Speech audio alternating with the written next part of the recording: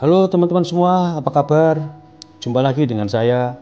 Semoga kita semua masih dalam keadaan sehat dan senantiasa dalam lindungan Tuhan Yang Maha Kuasa. Pada episode kali ini kita akan belajar tentang Aneks 1 dari CPOB edisi tahun 2018, yaitu tentang pembuatan produk steril. Produk steril merupakan produk yang sangat istimewa karena sedian ini mengelakkan garis pertahanan pertama dari tubuh kita yang paling efisien, yaitu membran kulit dan mukosa. Maka bentuk sajian ini harus bebas dari kontaminasi mikroba dan juga bahan-bahan toksis yang lainnya, serta harus memiliki tingkat pemurnian yang sangat tinggi. Oleh karenanya dalam setiap edisi pedoman CPOB memberikan perhatian yang sangat serius terhadap proses pembuatan produk steril ini. Pada CPOB edisi tahun 2018 ini, perhatian utama lebih ditujukan kepada pengendalian terhadap bioburden, termasuk pengendalian bioburden sebelum proses sterilisasi dan juga setelah proses sterilisasi. Selain itu, proses sterilisasi dengan menggunakan sinar UV juga sudah tidak diperbolehkan lagi. Dan satu hal lagi yang cukup menonjol dari pedoman CPOB edisi tahun 2018 ini adalah persyaratan yang jauh lebih ketat, terutama untuk produk-produk yang dibuat secara aseptis dibandingkan dengan CPOB edisi sebelumnya. Nah, bagaimanakah proses pembuatan obat steril sesuai dengan pedoman CPOB edisi tahun 2018 ini, serta persyaratan apa saja yang harus dipenuhi oleh industri farmasi agar bisa memproduksi obat steril? Simak terus video ini hingga tuntas. Materi pada video ini dapat Anda unduh di link yang sudah saya sertakan di deskripsi di bawah ini. Video ini merupakan episode ke-21 dari materi Belajar Manajemen Farmasi Industri. Jangan lupa untuk like, komen, dan share, serta tekan tombol subscribe bagi Anda yang belum subscribe, tekan gambar lonceng sebelahnya agar Anda tidak ketinggalan info-info terbaru mengenai farmasi industri dari saya. Semoga video ini bermanfaat bagi kita semuanya dan selamat menyaksikan.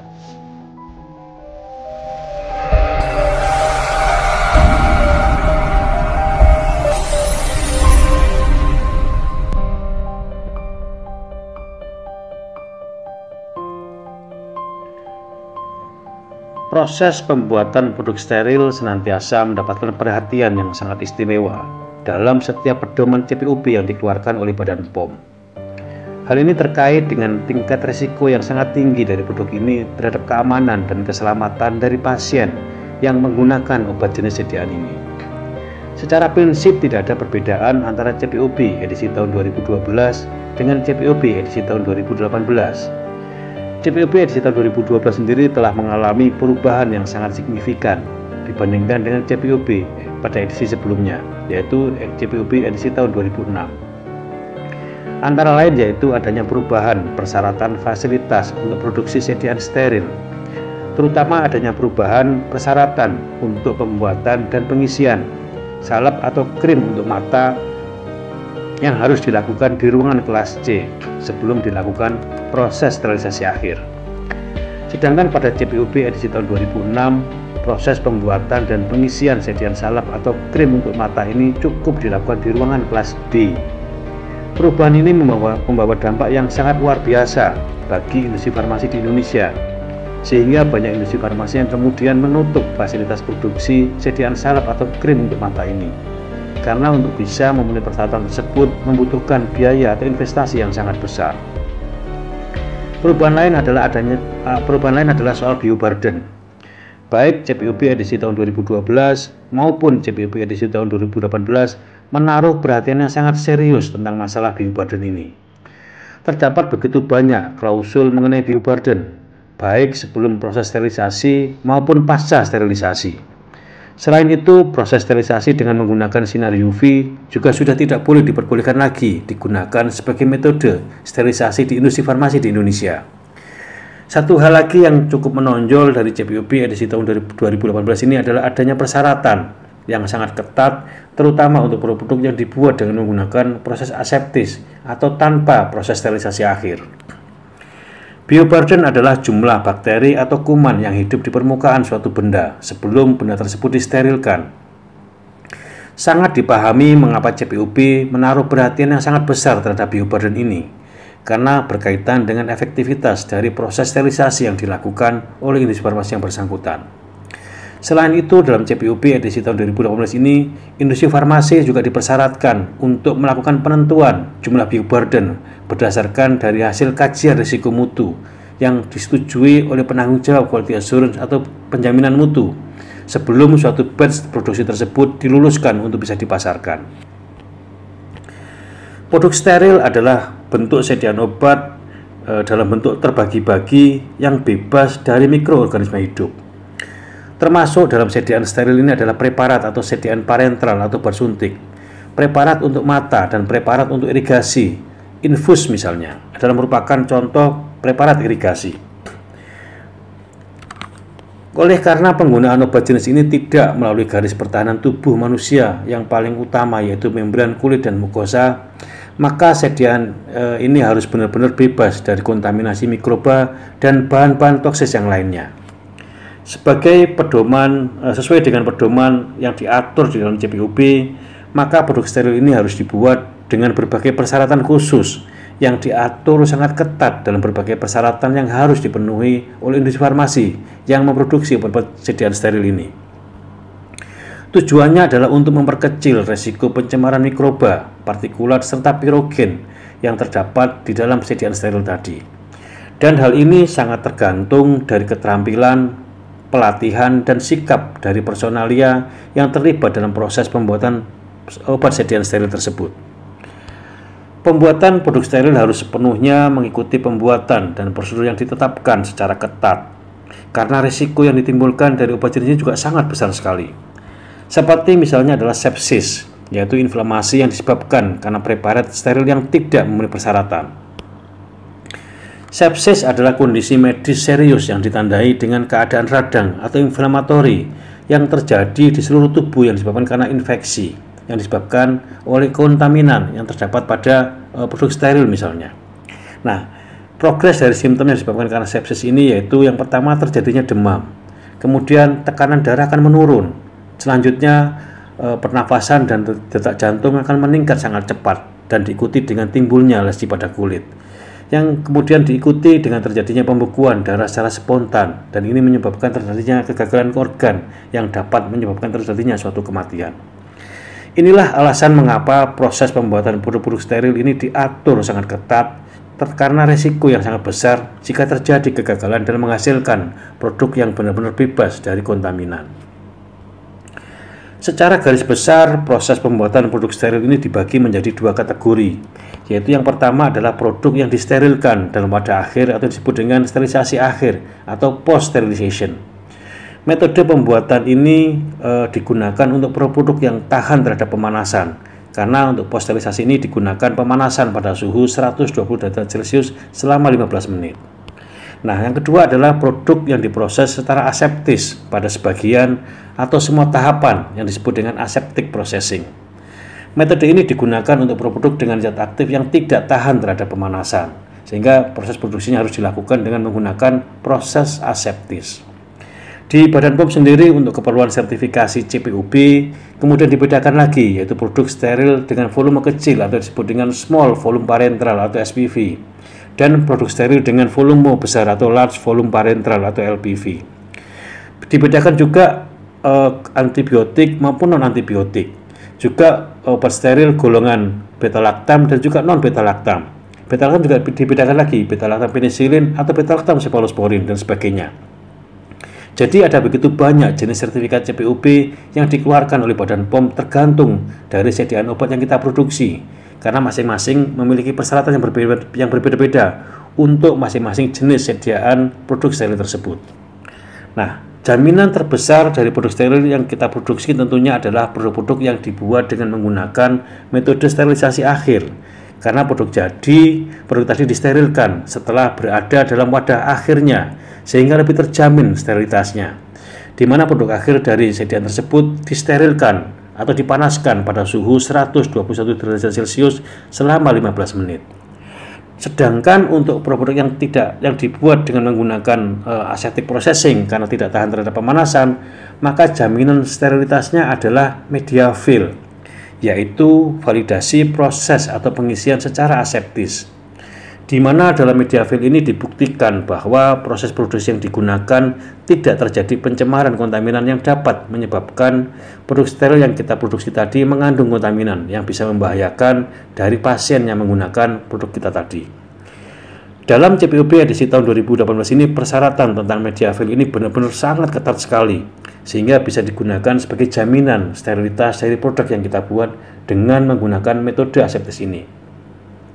Badan POM tidak akan memberikan sertifikat CPOB apabila industri farmasi tadi belum atau tidak berhasil melakukan validasi proses aseptis atau Mediafil ini.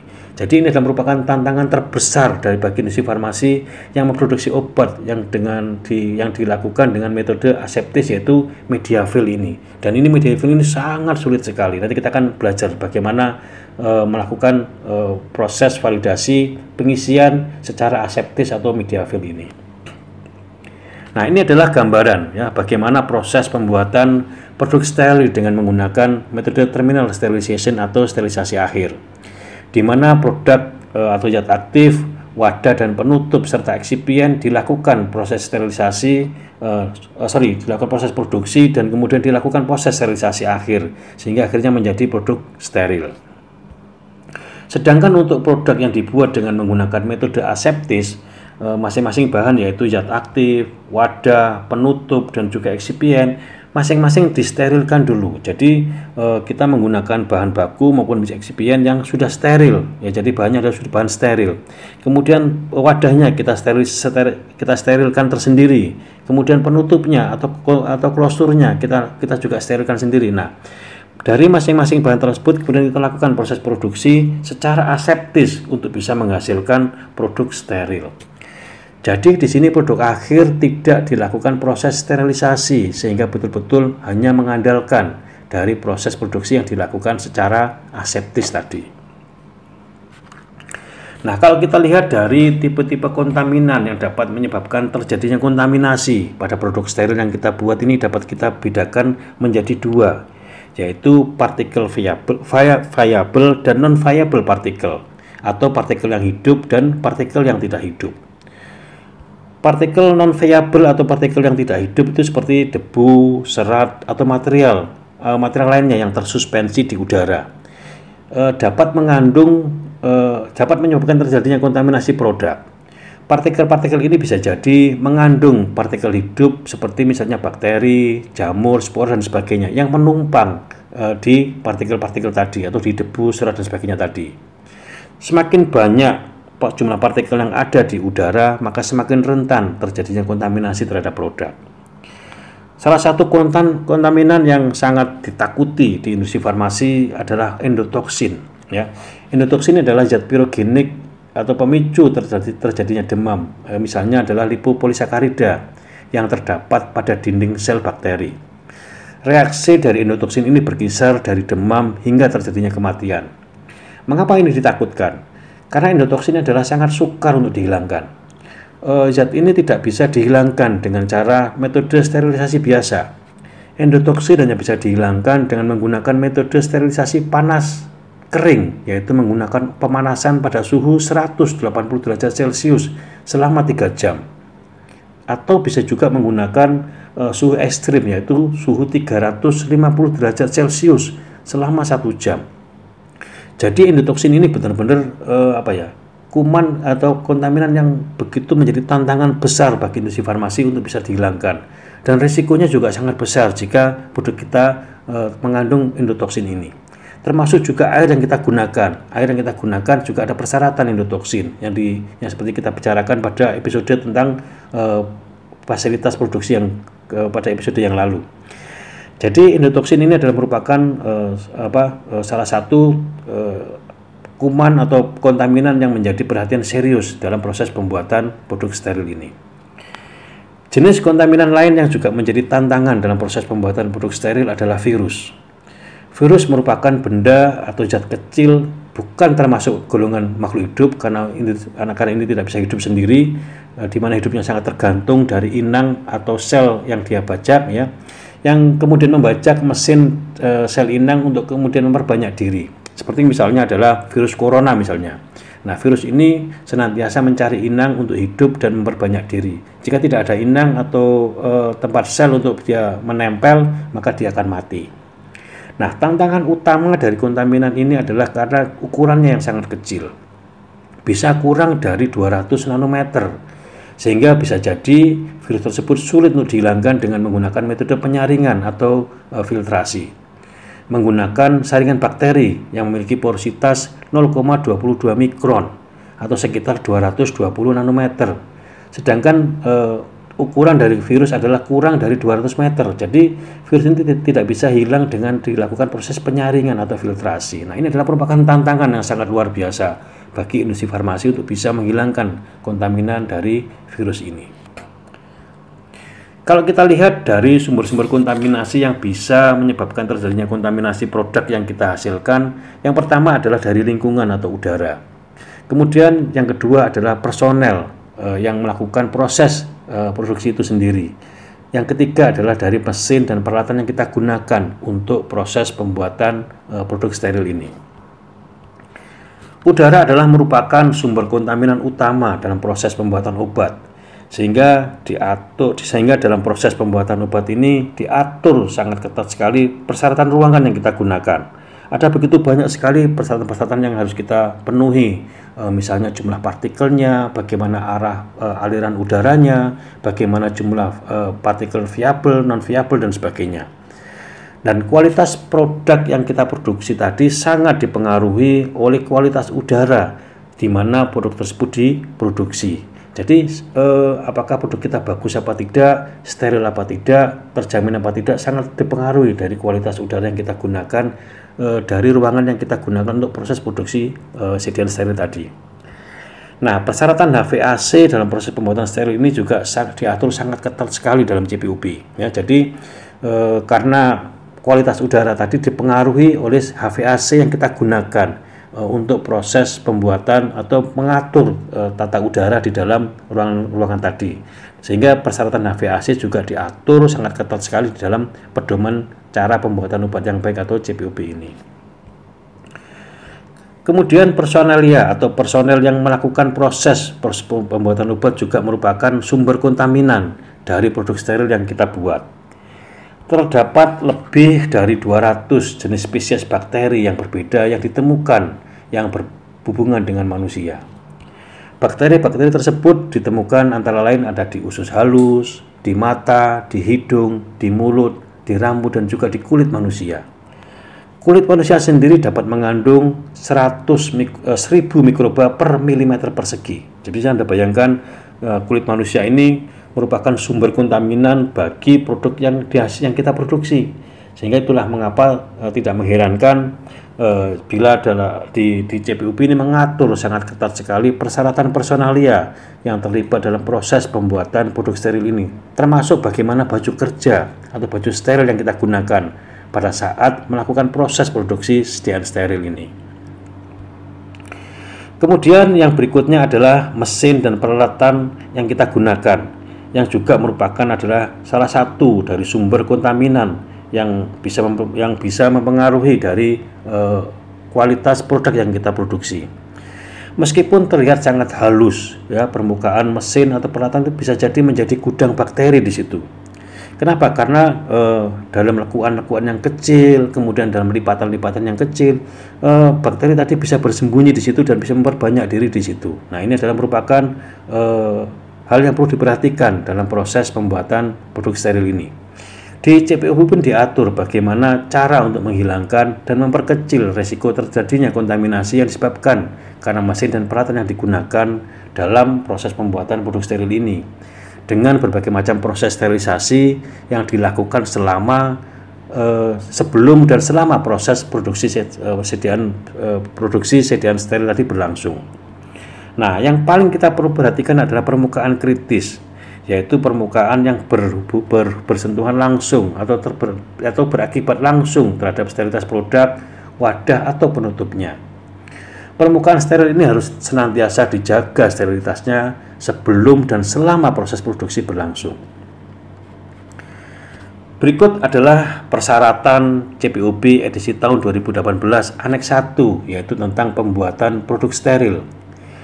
Pada pedoman CPOB ini diatur bagaimana prinsip-prinsip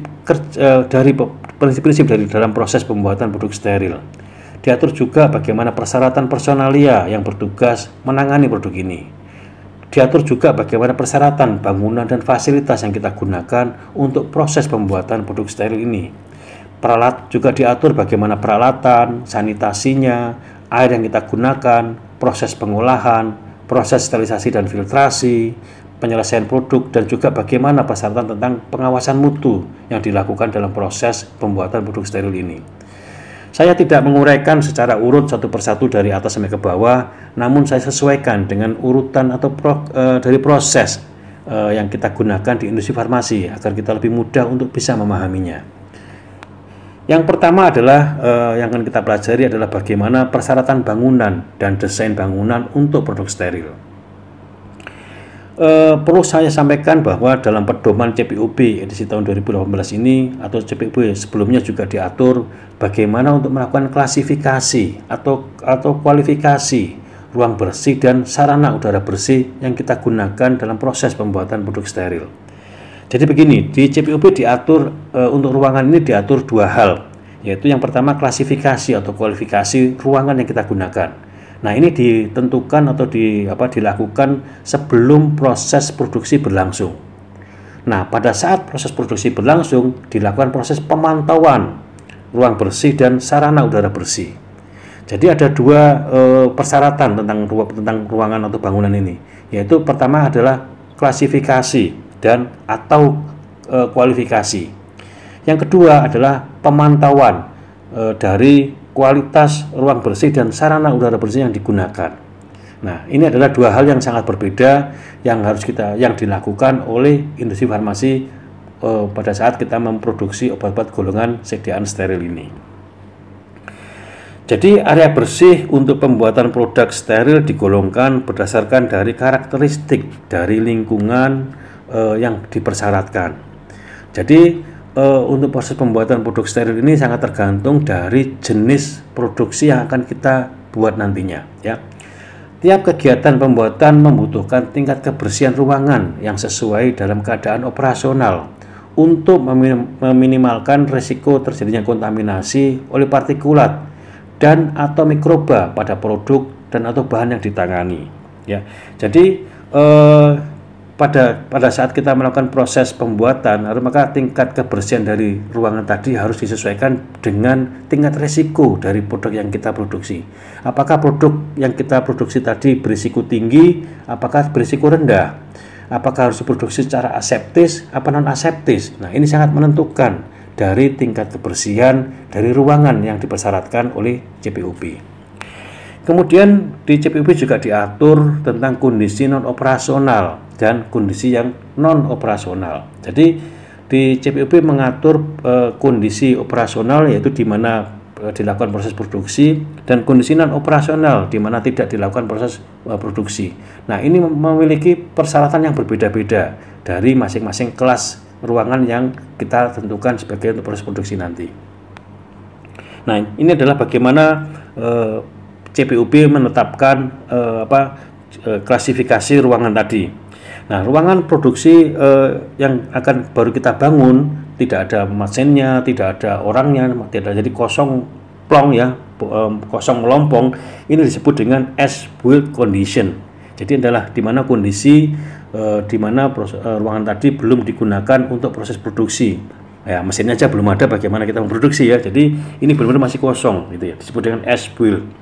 Nah, kemudian ada kondisi disebut dengan at rest condition. Nah, ini adalah kondisi di mana tidak ada operasi di situ. Jadi hanya ada ruangan dan ada mesin di situ. Nah, ini disebut dengan at rest condition. Nah, kemudian jika ada ruangan, kemudian ada mesin dan ada personel yang melakukan proses produksi di situ, maka disebut dengan in operation condition. Nah, di CPUB istilah yang digunakan adalah kondisi non operasional, yaitu kondisi di mana fasilitas telah terpasang dan beroperasi lengkap dengan peralatan produksi tetapi tidak ada personelnya. Nah, ini disebut dengan kondisi yang non operasional atau disebut dengan at rest condition. Nah, sedangkan untuk yang kondisi operasional adalah kondisi di mana fasilitas dalam keadaan berjalan sesuai dengan modus pengoperasian yang ditetapkan dengan sejumlah tertentu personel yang sedang bekerja. Ini yang istilahnya disebut dengan in operation condition. Nah, jadi at rest condition adalah sama dengan non operational condition atau kondisi non operasional. Kemudian untuk in operation condition adalah sama dengan kondisi yang operasional. Nah, masing-masing ruangan memiliki persyaratan yang berbeda-beda untuk kondisi baik non operasional maupun yang operasional tadi. Nah, di CPUB diatur bahwa berdasarkan dari jumlah partikel non viable atau yang tidak hidup, maka ditentukan berbagai macam ruang kelas di situ, ya. Nah, berdasarkan apa? Berdasarkan dari jumlah maksimum partikulat udara yang diperbolehkan untuk tiap kelas kebersihan. Nah, ini diatur dalam buku pedoman CPUB edisi tahun 2018. Untuk proses produksi steril maka dibedakan ada 4 kelas yang ada di ruang, yaitu ruang kelas A, kelas B, kelas C, dan kelas D. Nah, masing-masing ruang kelas ini memiliki fungsi dan peruntukan yang berbeda-beda tergantung dari proses produksi yang kita gunakan. Nah, suatu ruangan disebut dengan ruang kelas A jika jumlah partikel dalam kondisi non operasional atau at rest, ya, jumlah maksimum partikel per meter kubik yang diperbolehkan untuk partikel ukuran lebih dari 0,5 mikron adalah maksimum 3.520 partikel. Sedangkan untuk partikel dengan ukuran lebih dari 5 mikron adalah maksimum 20 partikel. Sedangkan dalam kondisi operasional maka jumlah maksimum partikel yang diperbolehkan untuk ukuran partikel lebih dari 0,5 mikron adalah 3.520 partikel. Sedangkan untuk partikel yang berukuran lebih dari 5 mikron jumlah maksimum adalah 20. Anda lihat antara non operasional dengan kondisi operasional, persyaratannya adalah sama. Sehingga bisa dikatakan bahwa ruang kelas A ini benar-benar harus kita jaga betul kondisi sama antara at rest dengan in operation. Jadi persyaratan yang sangat luar biasa. Dan ini hanya bisa dicapai kalau aliran udara yang kita gunakan adalah aliran udara yang laminer, yang disebut dengan laminar airflow. Nah, sehingga ruang kelas A ini adalah biasanya merupakan ruangan atau area di bawah airflow atau di bawah under laminar airflow. Nah, untuk ruang kelas B persyaratannya adalah untuk dalam kondisi non operasional maka jumlah maksimum partikel per meter kubik yang diperbolehkan untuk partikel dengan ukuran lebih dari 0,5 mikron adalah 3.520. Sedangkan untuk ukuran partikel lebih dari 5 mikron adalah sebanyak 29. Sedangkan dalam kondisi operasional, kondisi operasional artinya adalah kondisi ada orang bekerja di situ, jumlah maksimum partikel per meter kubik yang diperbolehkan untuk partikel lebih dari 0,5 mikron adalah 352.000 partikel. Sedangkan untuk partikel dengan ukuran lebih dari 5 mikron, jumlah partikel maksimum yang diperbolehkan adalah 2.900 partikel. Nah, Anda lihat di ruang kelas B ini kondisi non operasional berbeda sekali dengan kondisi yang operasional. Nah, sehingga ini adalah merupakan area di mana latar belakang dari kelas A. Ya, jadi ini adalah tempat operator tadi melakukan kegiatan. Nah, ini adalah sehingga kenapa beberapa industri farmasi memasang yang disebut dengan RABS. Nanti kita belajar apa itu RABS, ya. Supaya area di ruang kelas A benar-benar terjaga seperti pada saat at rest-nya meskipun dalam kondisi yang operasional. Nah, kenapa? Karena persyaratan pada saat kita melakukan operasional ini sama dengan kondisi pada saat kita at rest. Nah, sedangkan di kelas B ini ada perbedaan antara kondisi at rest dan kondisi in operation. Nah, sedangkan untuk ruang kelas C yang kita gunakan sebagai latar belakang produksi kelas untuk yang non aseptis. Nah, maka jumlah maksimum partikel per meter kubik yang diperbolehkan pada saat kondisi non operasional adalah untuk ukuran partikel lebih dari 0,5 mikron 352.000 partikel. Sedangkan untuk ukuran partikel lebih dari 5 mikron adalah 2.900 partikel. Nah, sedangkan dalam kondisi operasional atau in operation maka jumlah maksimum partikel per meter kubik yang diperbolehkan untuk partikel dengan ukuran lebih dari 0,5 mikron adalah 3.520.000 partikel. Sedangkan untuk ukuran partikel lebih dari 5 mikron adalah 29.000. Nah, Anda bisa lihat juga di situ bagaimana perbandingan antara non operasional dan kondisi yang operasional. Ini sangat beda sekali. Beda dengan ruang kelas A tadi, antara operasional dan non operasional persyaratannya sama. Sedangkan untuk yang kelas B dan kelas C berbeda antara kondisi operasional dan kondisi yang non operasional. Sedangkan untuk kelas D, nah ini digunakan untuk proses persiapan, proses steril.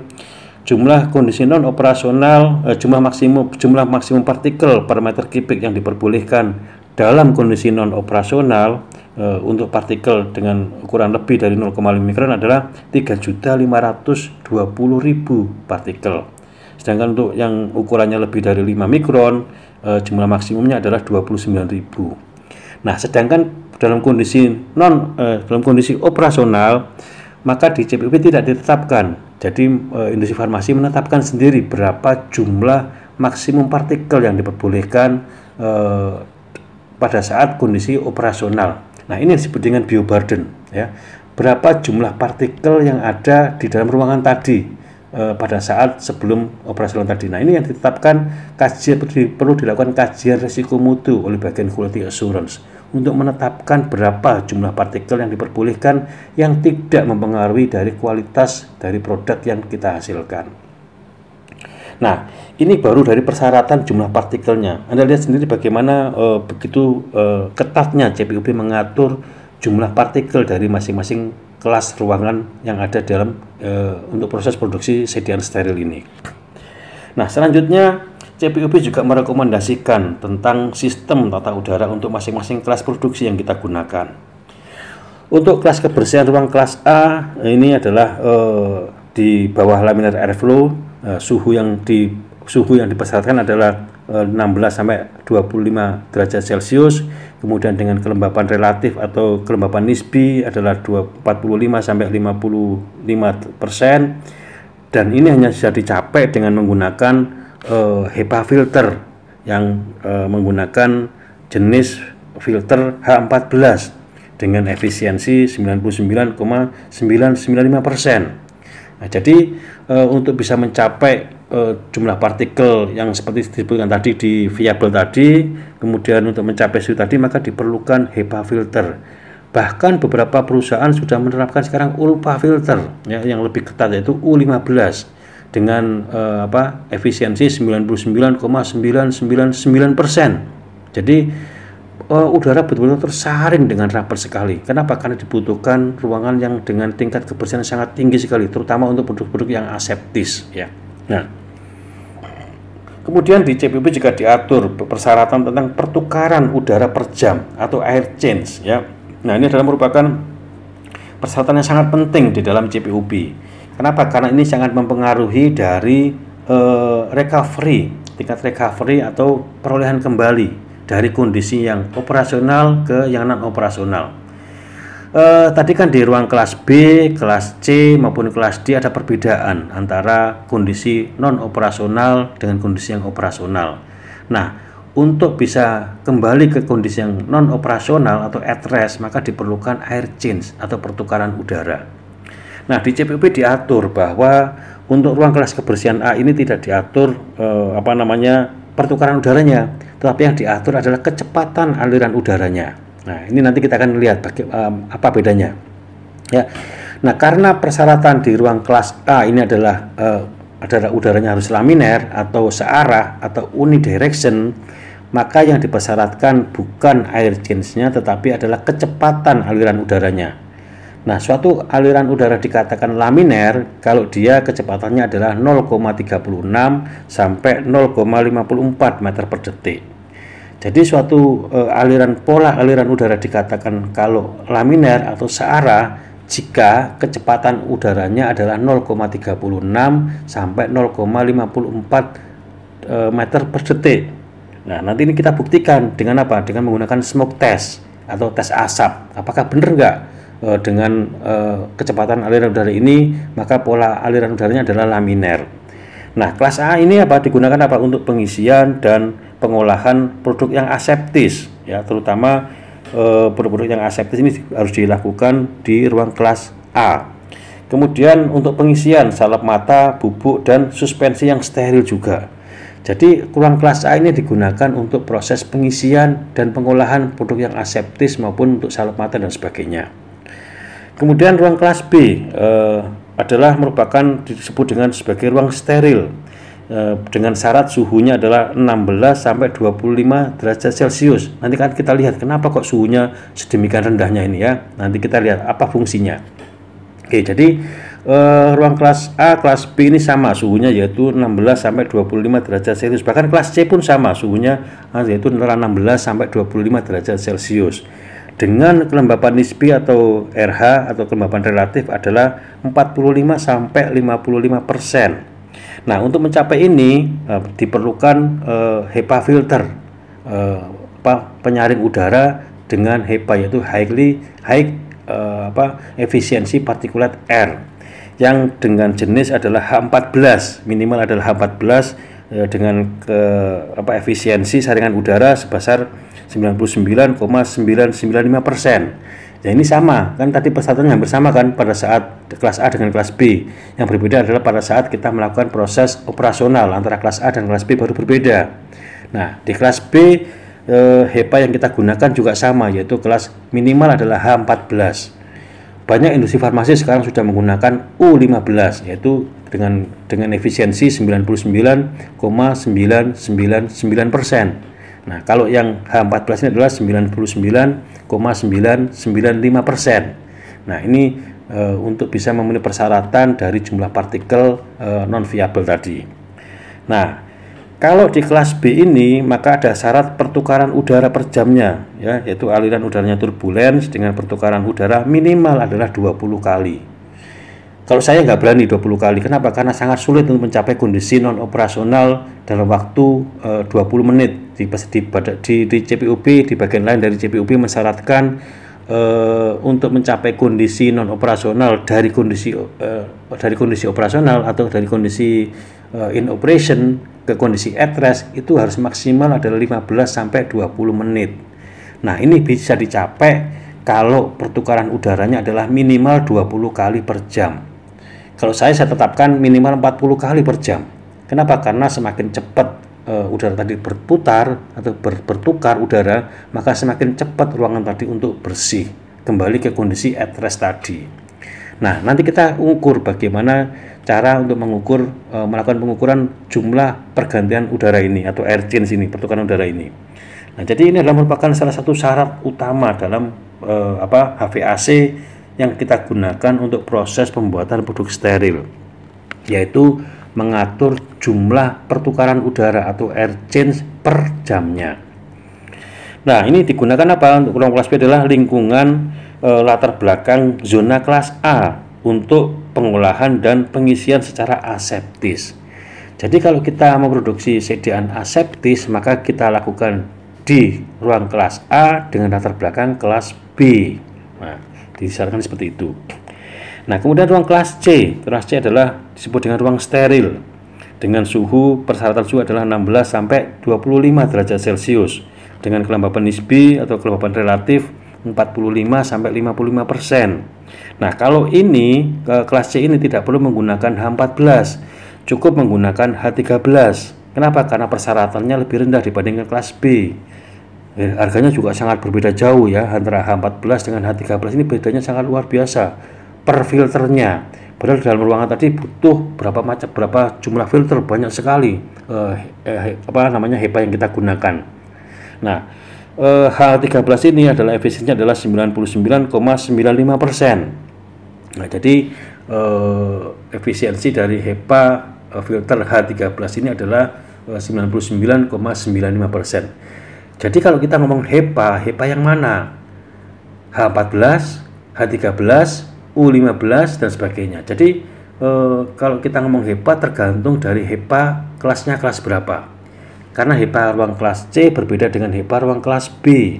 Nah, sehingga harus hati-hati pada saat Anda menentukan jenis HEPA filter yang Anda gunakan. Nah, ruang kelas C ini juga ada persyaratan pertukaran udara yaitu minimal 20 kali ya. kalau ruang kelas C ini kalau saya sih cukup antara 25 sampai 30 kali cukup lah ya. Tidak perlu terlalu kencang pertukarannya. Kenapa? Semakin cepat pertukarannya tentunya filternya semakin cepat ngeblok. Nah, kalau filternya ngeblok ya harus diganti. Kan ini harganya mahal ya gitu kan. Jadi untuk supaya tidak terlalu cepat ngeblok maka pertukaran udaranya cukup antara 20 sampai 25 lah, 20 sampai 30 kali per jam ya. Nanti kita ukur bagaimana cara mengukur pertukaran udara di dalam setiap ruangan tadi. Nah, ini digunakan untuk pembuatan larutan bila ada resiko pengisian produk yang non aseptis. Nah, jadi ruang kelas ini digunakan untuk pengisian latar belakang dari pengisian produk-produk yang non aseptis. Jadi pengisiannya tetap di ruang kelas A dengan latar belakang kelas C. Nah, yang aseptis digunakan pengisian di ruang kelas A dengan latar belakang kelas B. Bapak sebenarnya kan cuma bedanya dikit ya. Nah, perbedaan satu kelas ini saja dari HEPA filter yang H13 dengan H14 bedanya sudah sangat luar biasa, jauh sekali. Untuk mencapai ruang kelas B ini diperlukan effort yang sangat luar biasa. Termasuk nanti bagaimana mengatur tentang passbox-nya atau pass-through-nya dan macam-macam lainnya. Nah, bisa menghabiskan uang miliaran rupiah untuk upgrade kelas dari kelas C ke kelas B aja ini membutuhkan biaya yang sangat luar biasa.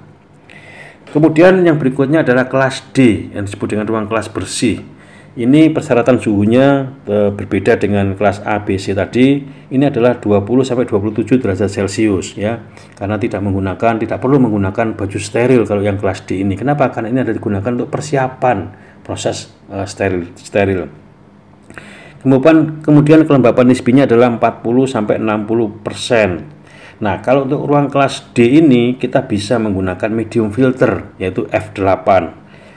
Jika kita menggunakan sistem HVAC yang satu arah atau yang single pass ya, jadi yang tidak dilakukan proses resirkulasi, kita boleh menggunakan filter udara dengan dengan kerapatan atau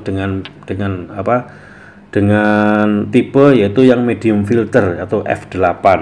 Itu adalah dengan efisiensi 75% ya, atau 90% kalau menurut ASHRAE.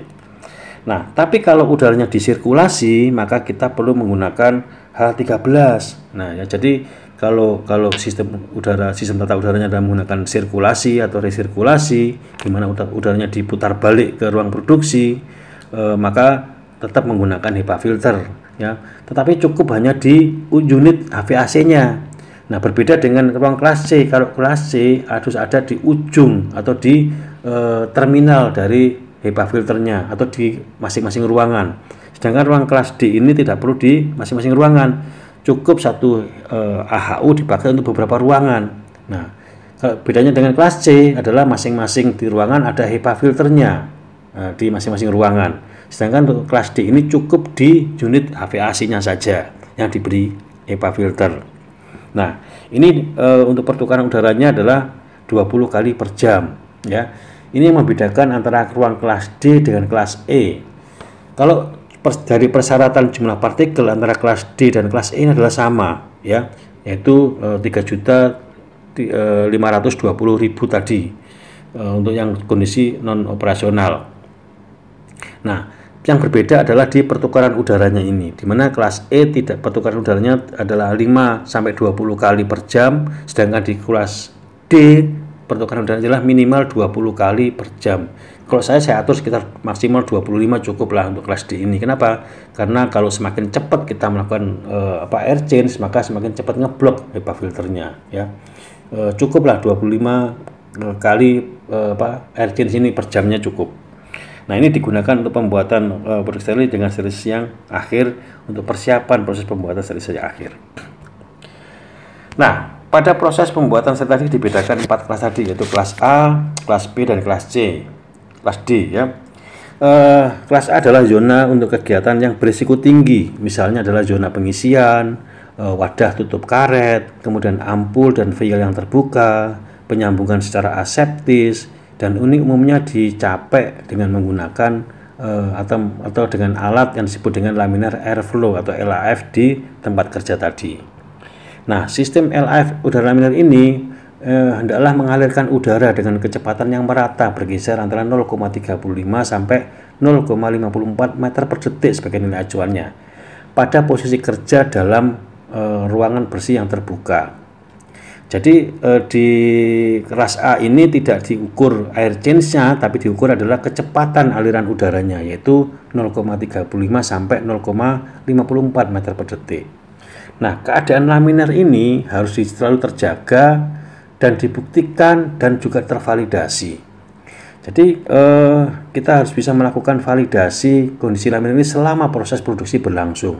Nah, jadi dengan berbagai caranya, yaitu dilakukan proses pemantauan, dilakukan proses dari pertama dikualifikasi dulu bahwa ruangan ini betul ruangan kelas A sesuai dengan persyaratan yang ada di CPUB. Apa itu? Jumlah partikelnya, kemudian kecepatan aliran udaranya, dan lain sebagainya. Nah, setelah pada saat proses produksi maka dilakukan proses pemantauan kecepatan aliran udara ini yang harus dijaga tetap selalu laminar atau searah. Nah, ini adalah aliran udara ini bisa lebih rendah kalau kita menggunakan isolator yang tertutup dan kotak bersarung tangan. Ini istilahnya aneh ya, isolator tertutup dan kotak bersarung tangan. Nah, ini adalah merujuk pada yang disebut dengan RABS, yaitu Restriction Access Barrier System. Nah, ini adalah merupakan ruangan di mana dalam ruangan tadi kita ada satu kotak begitu, mesinnya diberi kotak ya, diberi pembatas sehingga operator tidak mudah mengintervensi ke dalam ruangan tadi. Sehingga operator hanya berkeliaran di ruang kelas B saja, tidak masuk ke ruang kelas A. Karena kelas A ini ada barriernya, ada akses ada barrier untuk menutup akses dari operator untuk bisa keluar masuk dalam ruangan tadi. Ini disebut dengan RABS. Nah, kalau kita menggunakan RABS atau Restriction Access Barrier System, maka kecepatan udaranya tidak perlu sampai ke 0,3 sampai 0,54 meter per detik ini gitu. Tapi ini sebagai acuan nggak masalah lah menurut saya ya. Oke. Nah, untuk ruang kelas B adalah digunakan untuk pembuatan dan pengisian secara aseptis. Kelas ini adalah merupakan lingkungan dari latar belakang dari zona kelas A ya. Jadi ini adalah merupakan latar belakang dari kelas A. Sedangkan kelas C dan kelas D adalah area bersih yang digunakan untuk melakukan tahap proses pembuatan yang mengandung resiko yang lebih rendah ya, biasanya digunakan untuk proses produksi yang non aseptis. Nah, ini adalah contoh ya, gambar bagaimana penempatan dari mesin dengan RABS. Jadi operator itu berada di ruang kelas B, sedangkan mesinnya berada di dalam ruang kelas A. Nah, seperti itu ya. Jadi untuk proses pembuatan aseptis maka operator tadi berdiri di ruang kelas B. Nah, kalau dia memproduksi proses secara non aseptis maka si operator tadi berdiri di ruang kelas C. Nah, jadi itu bedanya ya. Jadi proses produksinya di mana? Tetap di ruang kelas A. Yang ada bariernya itu ada ruang kelas A di dalam ruang kelas B. Nah, jadi operatornya tidak punya akses masuk ke dalam mesin, ngapain juga masuk ke situ ya. Tapi dilengkapi dengan apa? Untuk masang, untuk macam-macam. Ada namanya sarung tangan karet di situ. Jadi ada sarung tangan di masing-masing mesin itu, ada sarung tangan yang kita gunakan sebagai akses untuk bisa melakukan setting, melakukan pengisian dan sebagainya. Tapi operatornya tidak masuk ke dalam mesin tadi, ke ruang kelas A. Kenapa? Karena persyaratannya sangat tinggi sekali tadi ya, antara operasional dan non operasional tidak ada perbedaannya. Jadi betul-betul harus dijaga udaranya tetap laminar, jumlah partikelnya terbatas dan sangat tergantung dari sehingga produk yang diproduksi dalam ruangan tadi betul-betul terjaga dari kontaminasi. Kira-kira begitu. Nah, ini adalah gambaran bagaimana laminar airflow di dalam ruang produksi steril ya. Ini adalah udaranya searah, unidirection airflow. Jadi mengapa LAF ini sering disebut dengan UDAF gitu ya, unidirection airflow atau laminar airflow, sama saja ya. Ini menggunakan mesin khusus yang disebut dengan FFU ya, yang kita kemarin sudah belajar di waktu kita bicara tentang di episode bangunan dan fasilitas ya, ada namanya FFU, yaitu filter fan unit, di mana untuk mengatur pola aliran udara di dalam ruang laminar ini. Kira-kira begitu. Nah, di CPUB juga diatur bagaimana persyaratan bangunan, ruangan dan bangunan yang kita sebut dengan prinsip desain. Nah, tadi adalah persyaratan dari ruangannya ya, ruang kelas A, kelas B, kelas C, kelas D ada persyaratan, yaitu persyaratan apa? Jumlah partikel, kemudian pola aliran udara, air chain, suhu, kelembapan, itu adalah merupakan persyaratan ruangan yang harus kita penuhi. Nah, untuk bisa memenuhi persyaratan tadi, maka di CPUP diatur bagaimana untuk mendapatkan ruangan tadi. Yang pertama adalah kita atur bagaimana persyaratan bangunan dan prinsip desain yang kita gunakan. Nah, di CPUP diatur untuk persyaratan bangunan, ruangan dan bangunan ini mengikuti yang disebut dengan ada namanya alur proses. Alur proses adalah kelengkapan sarana penunjang sesuai dengan kebutuhan. Jadi apa istilahnya ya? Jadi untuk bangunan ini ada persyaratan yang disebut dengan alur proses. Jadi untuk kita waktu mendesain bangunan maka harus dilakukan bagaimana mendesain bangunan tadi sesuai dengan alur prosesnya. Sehingga seperti kita waktu bicara kita soal produksi, maka ketahuilah bagaimana alur proses produk Anda. Apakah produk Anda diproduksi menggunakan secara aseptis atau secara non aseptis, sehingga alur proses produknya pun berbeda kedua produk tadi. Yang berikutnya adalah pada saat kita membuat desain bangunan, Anda harus mengikuti bagaimana alur produksinya. Jadi alur material ini sesuai dengan alur produksi.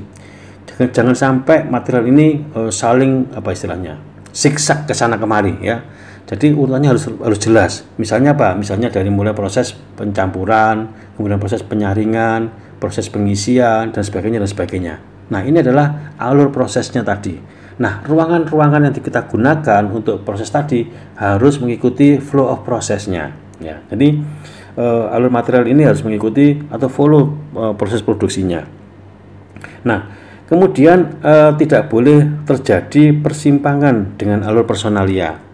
Nah, ini di CPUP mengatur bahwa personalia kan salah satu sebagai sumber kontaminan, maka tidak boleh bersinggungan langsung dengan material yang kita gunakan sebagai bahan untuk produk obat tadi, sehingga diatur sedemikian rupa jangan sampai alur antara manusia dengan alur untuk barang ini bertemu atau bersinggungan. Seminimal mungkin untuk dihindari terjadinya persimpangan antara alur manusia dengan alur barang ini.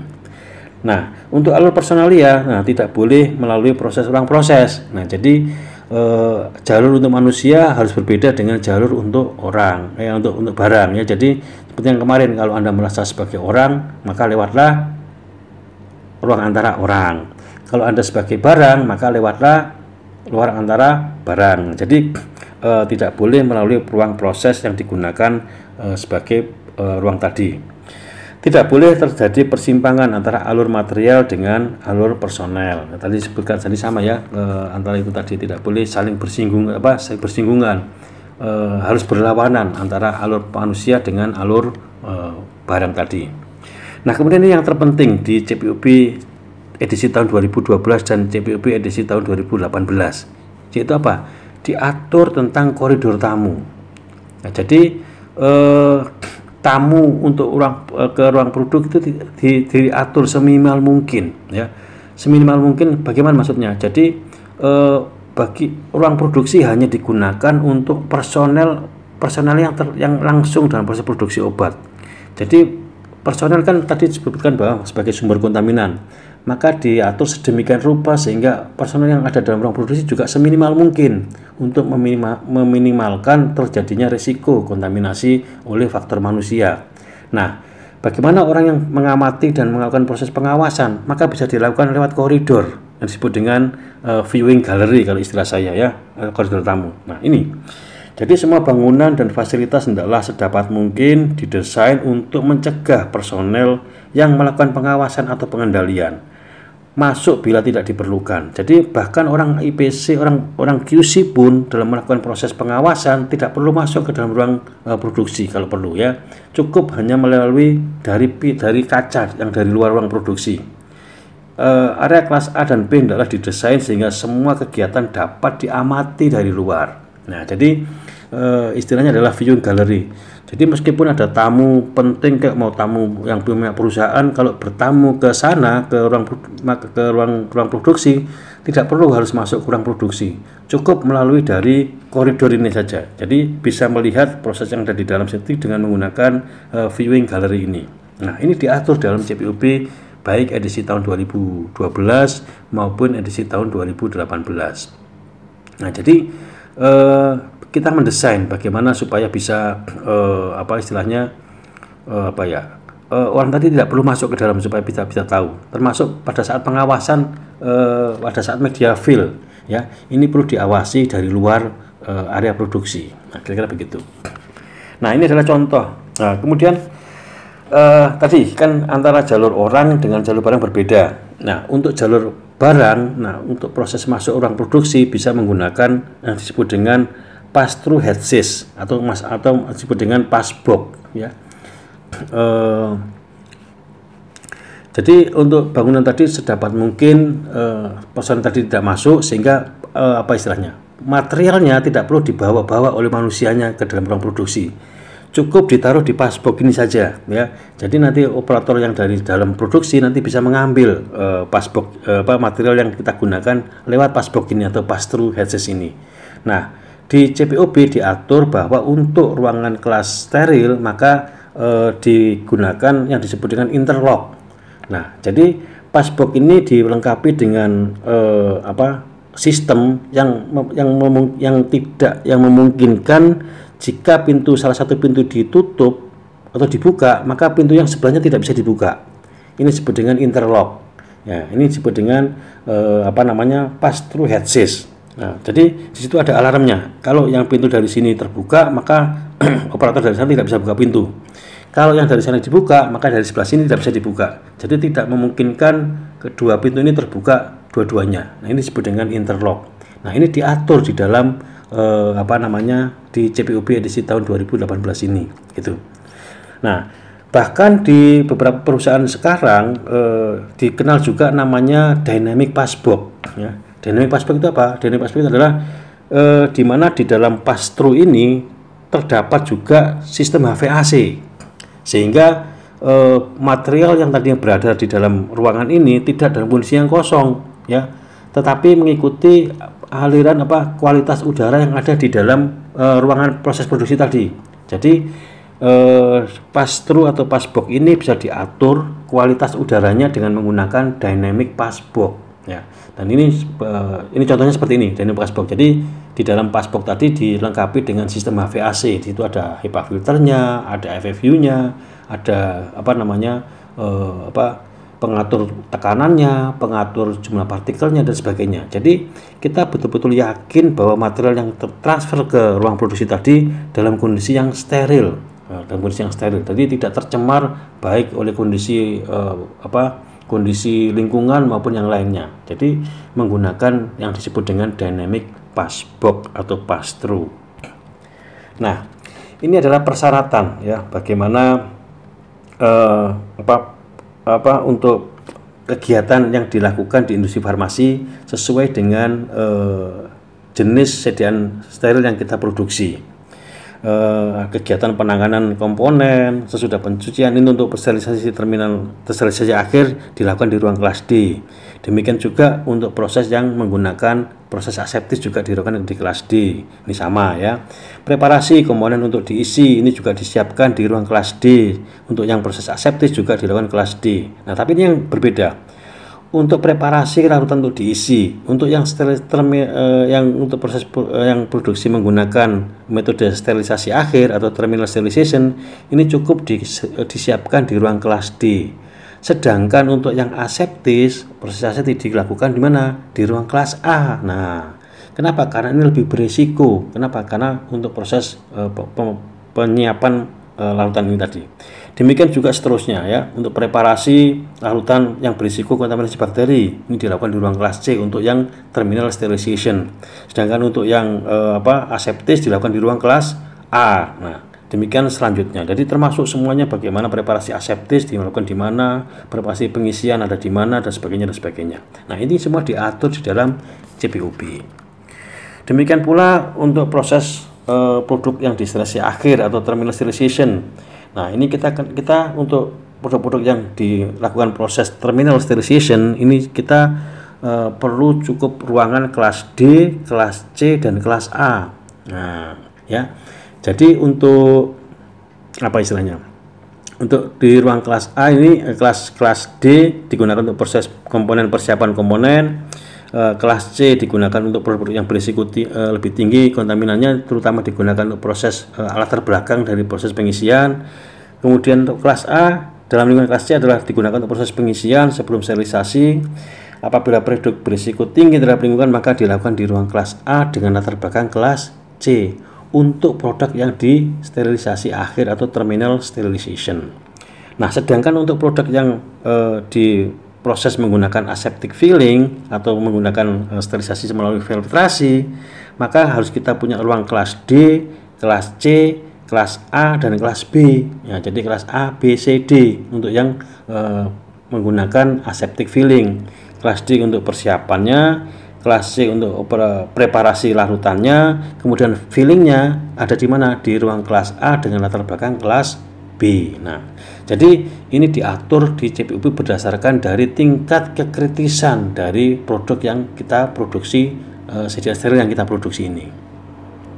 Nah, ini adalah contoh ya bagaimana melakukan layout desain ruang produksi steril yang pernah saya rancang ini di suatu industri farmasi di Indonesia ya. Beberapa tahun yang lalu saya merancang layout ini dengan memanfaatkan layout existing yang pada saat itu tidak dinilai oleh Badan POM tidak comply dengan persyaratan yang berlaku, sehingga saya melakukan relayout, renovasi sehingga bisa akhirnya dinilai comply oleh Badan POM. Nah, di sini ada ruangan kelas A dengan latar belakang kelas B untuk proses produksi secara aseptis ya. Jadi saya membuat ruangan kelas A dengan latar belakang kelas B atau disebut dengan kelas AB digunakan terutama untuk produksi yang secara aseptis ya. Di situ saya siapin ya bagaimana ada di situ ada alur untuk proses manusianya, kemudian alur untuk barang yang berlawanan ya. Kalau manusia dari sebelah kanan, kemudian untuk barangnya dari sebelah kiri. Jadi masing-masing belum ketemu, baru ketemunya di mana? Di ruang proses produksi, tidak saling beriringan. Nah, kemudian untuk yang kelas ini adalah ruang kelas A dengan latar belakang kelas C. Kita gunakan untuk proses pembuatan secara non aseptis ya. Dengan ini adalah digunakan untuk orang aseptis. Ini juga sama ya.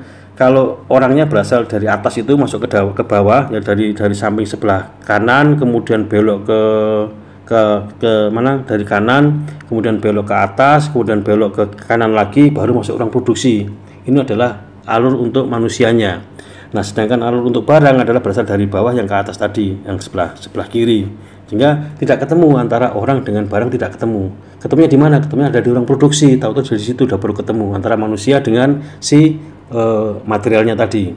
Nah, sehingga kemudian kita buatkan bagaimana untuk jalur orang melihat proses produksi tadi. Dia dari mana? Dari kelas D cukup. Nah, jadi kalau kelas D ini kita tidak perlu menggunakan baju steril, tidak perlu pakai baju astronot ya.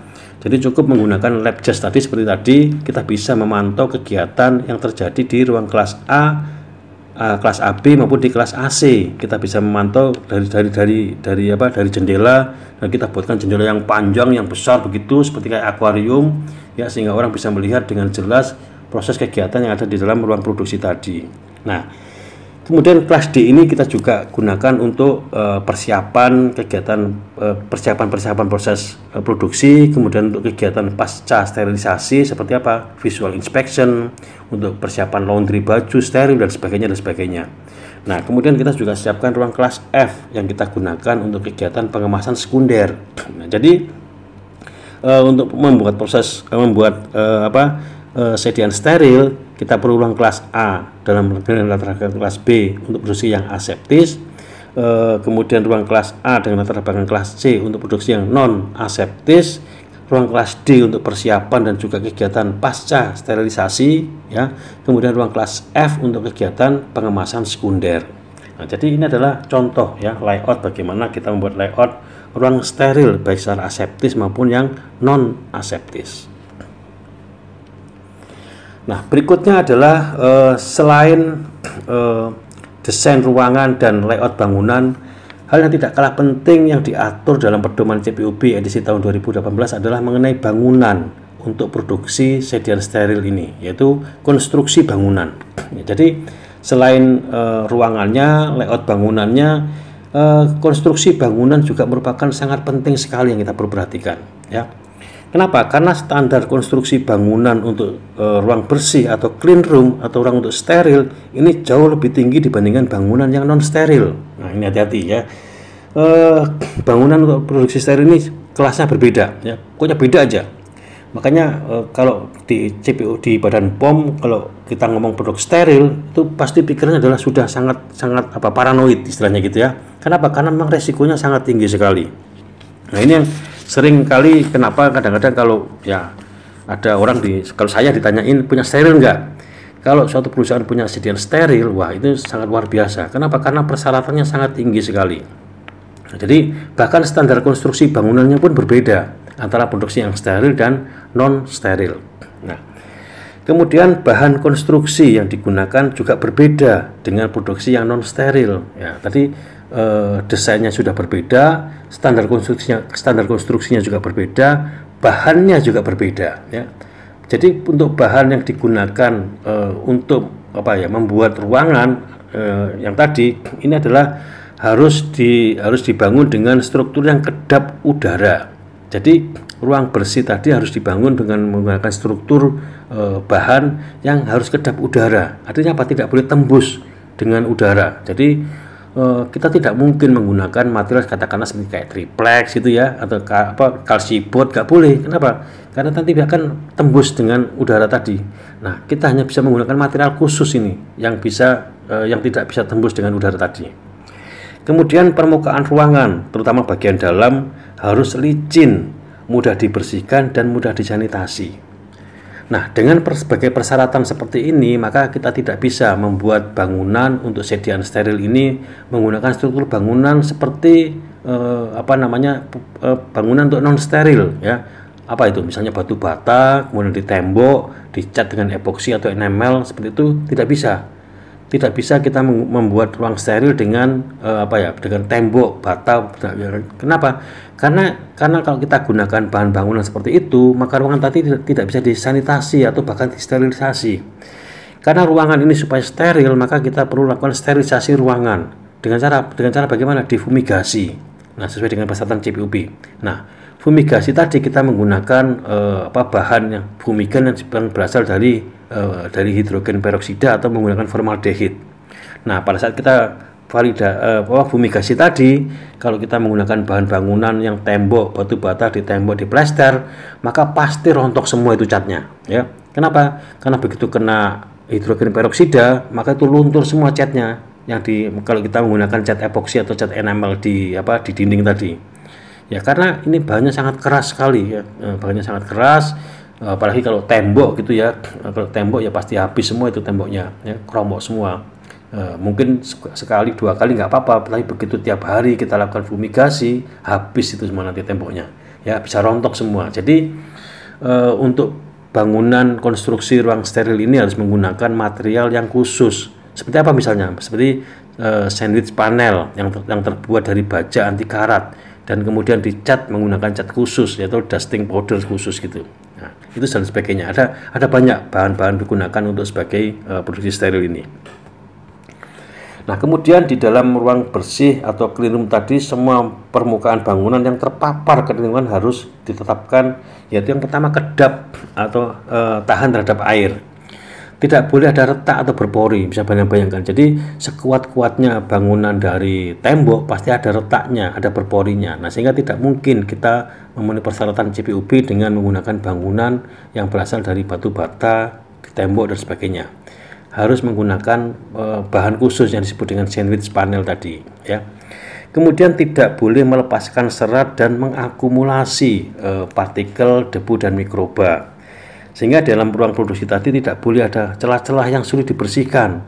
Kemudian peralatan-peralatan juga tidak perlu, kan singkirkan semua dari ruang produksi, ya. Seperti apa? Lemari, perabot berlaci, rak, kemudian jendela-jendela yang tepi-tepi jendela itu nggak boleh ada tepiannya. Jadi jendelanya harus rata dengan dindingnya. Nah, sehingga ini memerlukan memerlukan bangunan yang khusus, ya. Struktur bangunan yang khusus juga memerlukan material yang khusus. Supaya apa? Supaya supaya tidak ada penumpukan debu tadi, akumulasi dari debu tadi, karena ini merupakan salah satu sumber kontaminan yang bisa mencemari produk yang kita produksi.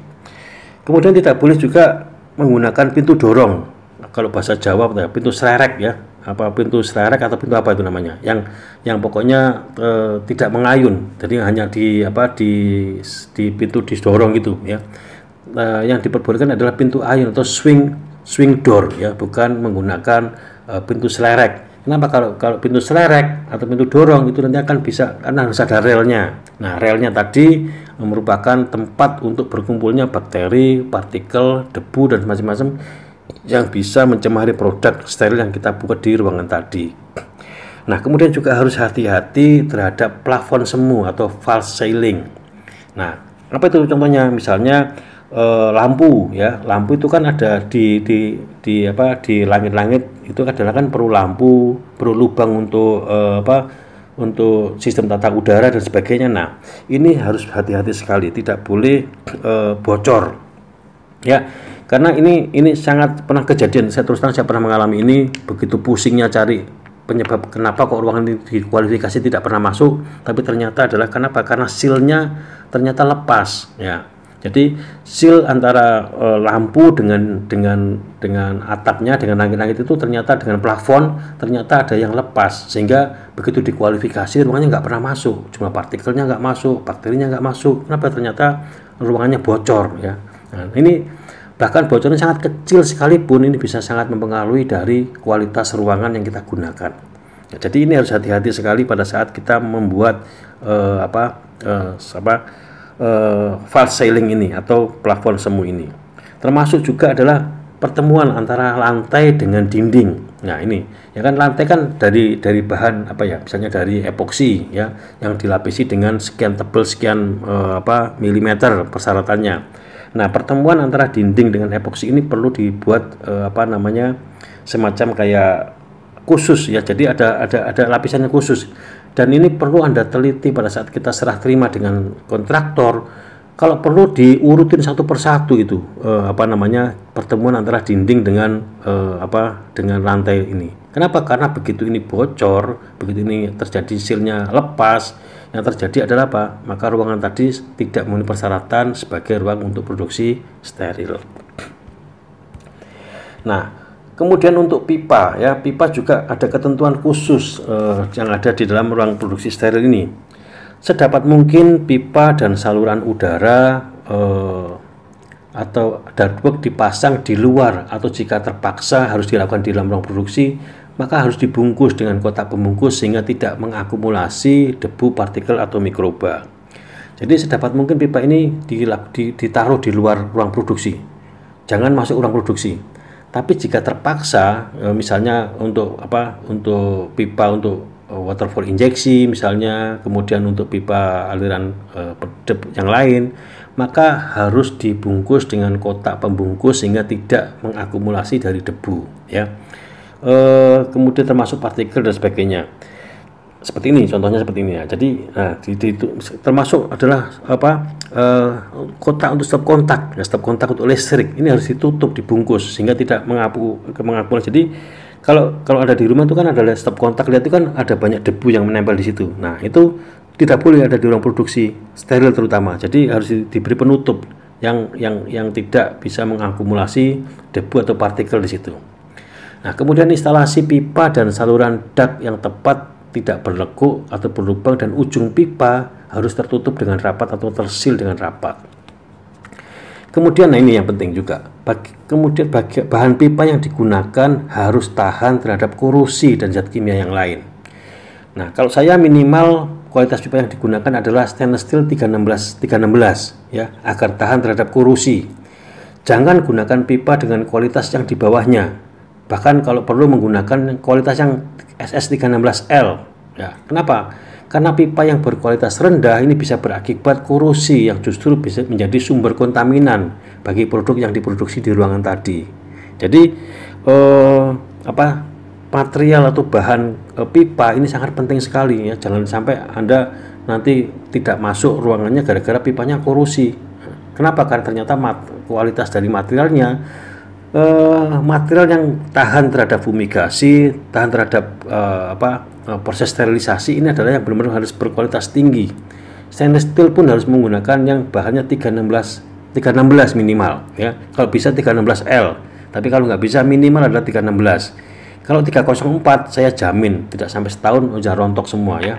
Jadi berkarat semua. Kenapa? Karena cairan untuk proses sterilisasi ini sangat keras sekali ya, sangat keras fumigasi, baik menggunakan hidrogen peroksida maupun dengan formaldehyde, ini sangat keras sekali sehingga bisa menyebabkan terjadinya korosi pada alat-alat tadi. Kemudian yang juga penting adalah pipa tadi harus tahan terhadap stres fisik, yaitu suhu dan tekanan. Kenapa? Karena tekanan dalam pipa tadi cukup besar agar bisa kita sirkulasi dalam suhu minimal 70 derajat Celcius selama 24 jam. Sehingga dibutuhkan pipa yang tahan terhadap suhu dan tekanan yang tinggi. Nah, ini juga penting sekali ya. Kemudian hindarkan penggunaan bahan sambungan yang tidak sesuai atau tidak pas. Kenapa? Karena ini juga nanti bisa menimbulkan penumpukan dari debu, partikel atau mikroba yang lainnya. Kemudian juga tidak sambungan berulir. Ini juga merupakan salah satu yang harus kita hindari. Kalau kita perlu menggunakan apa kemarin? Kalau Anda untuk nyambung pipa, tidak menggunakan ulir tapi menggunakan dilas ya, menggunakan orbital welding, kemudian dipoles menggunakan elektropolis sehingga permukaannya betul-betul halus, mulus, tidak menimbulkan penumpukan debu maupun kontaminan yang lain. Nah, juga yang penting juga adalah bagaimana isi pipa tidak tergenang atau completely drainable. Jadi harus diatur sedemikian rupa sehingga semua air yang terdapat dalam pipa tadi bisa dikeringkan atau dikosongkan dengan sempurna. Nah, ini sangat penting sekali pada saat kita melakukan kualifikasi sistem pengolahan air ini atau air untuk waterfall injection ini ya. Seperti yang kita pernah bahas dulu pada episode di bangunan dan fasilitas beberapa waktu yang lalu. Jadi tingkat kemiringan atau isometrik ya, isometrik ini dari air tadi bisa kita tahu tingkat kemiringan dari looping system kita sehingga kita bisa lakukan proses pengeringan dari pipa tadi secara sempurna dengan tidak ada sisa air yang di dalam genangan tadi. Nah, kemudian label diberi identitas pada pipa tadi termasuk isi pipanya apa dan bagaimana arah alirannya. Ini juga penting sekali dalam proses pemenuhan persyaratan di CPUB. Nah, untuk klasifikasi ruang bersih dan udara bersih, jadi sebelum ruangan tadi digunakan untuk proses produksi steril, maka harus dinyatakan terkualifikasi. Tadi saya sampaikan ya, jadi sebelum dilakukan proses produksi, maka ruangan bersih tadi harus dinyatakan terkualifikasi. Dengan cara apa? Dengan cara didapatkan hasil yang stabil dan memenuhi persyaratan selama 5 hari berturut-turut pada kondisi yang non-operasional. Jadi sebelum ruangan tadi digunakan untuk proses produksi, maka perlu dilakukan kualifikasi atau klasifikasi ruangan. Dengan cara apa? Dengan cara diukur berbagai macam tadi jumlah partikelnya, arah aliran udaranya, air change-nya dan sebagainya. 5 hari berturut-turut tidak memenuhi persyaratan. Jika misalnya hari kelima ternyata nggak masuk, harus ulang lagi 5 hari lagi. Ya, jadi mulai awal lagi dari nol lah, hari ke pertama lagi. Harus memenuhi persyaratan 5 hari berturut-turut dalam kondisi yang non operasional.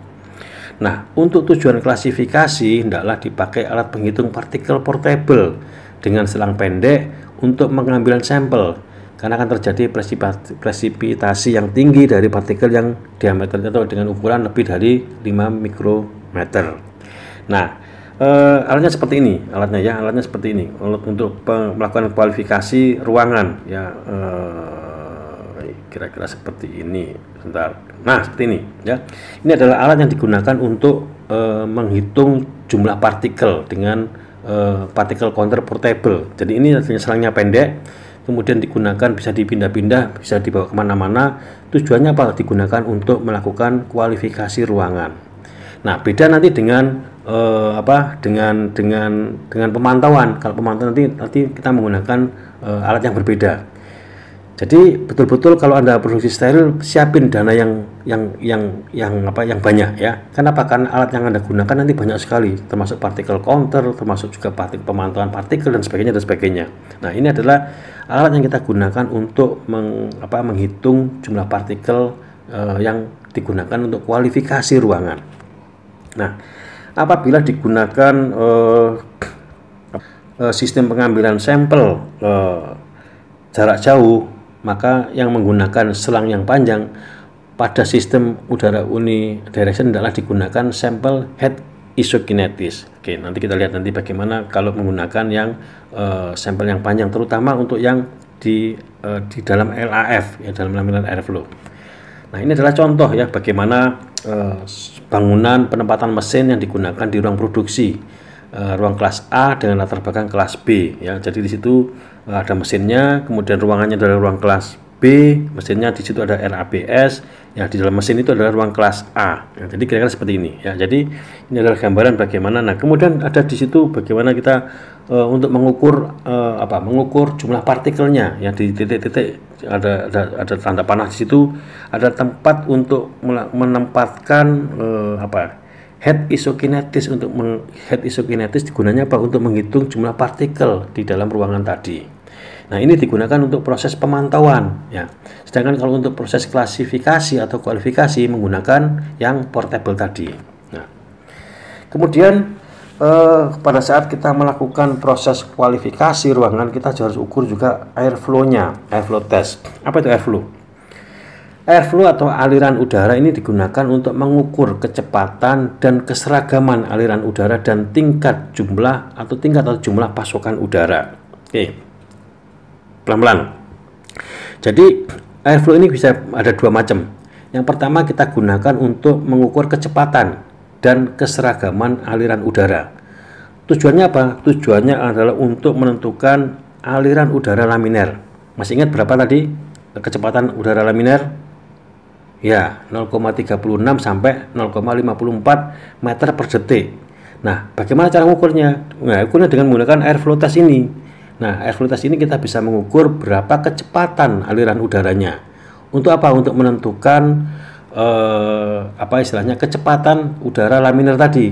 Tadi kan disebutkan bahwa untuk udara laminar itu ditetapkan adalah 0,36 sampai 0,54 meter per detik. Nah, ini diukur dengan menggunakan airflow ini.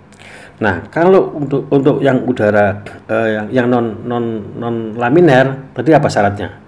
Syaratnya adalah menggunakan yang disebut dengan air change. Nah, air change ini dapat diperoleh dari mana? Diukur dari berdasarkan kecepatan aliran udara dan volume udara. Jadi untuk menghitung berapa air change-nya, maka kita perlu data kecepatan aliran udara dan volumenya. Nah, kecepatan aliran udaranya dapat menggunakan airflow ini. Volumenya dengan menggunakan apa? Nah, ini adalah untuk mengukur volume udaranya ya, menggunakan alat yang kita gunakan sebagai penghitung untuk aliran udara ini. Nah, jadi laju kecepatan aliran udara tadi diukur dari filter heater dan di saluran pasokan udara. Kedua metode ini mengandalkan pengukuran dari kecepatan udara yang kita melewati suatu area yang kita ketahui. Nah, jadi untuk mengukur air change diperlukan data adalah kecepatan udara dan volume udara ya. Kita ukur dengan menggunakan bolometer ini. Jadi sedangkan untuk yang LAF kita gunakan untuk mengukur berapa kecepatan aliran udaranya. Nah, untuk menentukan udara tadi laminar apa tidak. Nah, kemudian untuk menentukan pola aliran udara kita juga bisa menggunakan secara visual ya, menggunakan airflow smoke test. Ya. Smoke test ini adalah untuk melihat secara visual bagaimana pola aliran udara apakah benar-benar laminar apakah tidak. Nah, tentunya ini menggunakan jenis smoke asap khusus, tidak yang mencemari ya, bukan asap rokok atau asap dari pembakaran, tidak, tapi dalam merupakan asap yang kita gunakan dari gas N2 gitu ya. Jadi ini adalah digunakan untuk melihat bagaimana pola aliran udara yang ada di LAF tadi, benar laminar apa tidak. Nah, selain menggunakan airflow test tadi, kita juga bisa menggunakan smoke test ini. Nah, tadi kan kalau kita waktu kemarin ngomong soal URS kan, untuk melihat pola aliran udaranya kita menggunakan smoke test. Nah, ini. Nah, kemudian yang juga penting adalah kita harus mengetes atau melihat HEPA filter leak test. Nah, tadi kan disebutkan bahwa hal yang sangat penting adalah bagaimana menjaga supaya HEPA-nya tidak bocor, tidak leak. Sehingga perlu kita lakukan integritas dari HEPA filter ini. Apakah sudah terpasang dengan benar apa tidak? Bagaimana termasuk sambungan-sambungannya, bagaimana pemasangannya dan sebagainya. Nah, ini kita perlu tes. Kita perlu apakah betul-betul sudah terpasang dengan sempurna, tidak bocor, sehingga ruangan tadi betul-betul memenuhi persyaratan yang sudah kita tetapkan. Dengan cara apa? Dengan menggunakan HEPA filter leak test ini. Nah, tadi digunakan untuk sebagai apa? Sebagai klasifikasi ruangan. Nah, setelah kita lakukan klasifikasi atau kualifikasi ruangan, maka selama proses produksi steril juga dilakukan pemantauan ruang bersih dan sarana udara bersih. Ya, jadi setelah dilakukan proses klasifikasi, kualifikasi oke, sudah memenuhi persyaratan 5 hari berturut boleh oke, maka boleh dilakukan proses produksi. Nah, proses produksi juga harus dilakukan pemantauan secara rutin dari ruang bersih dan sarana udara bersih tadi.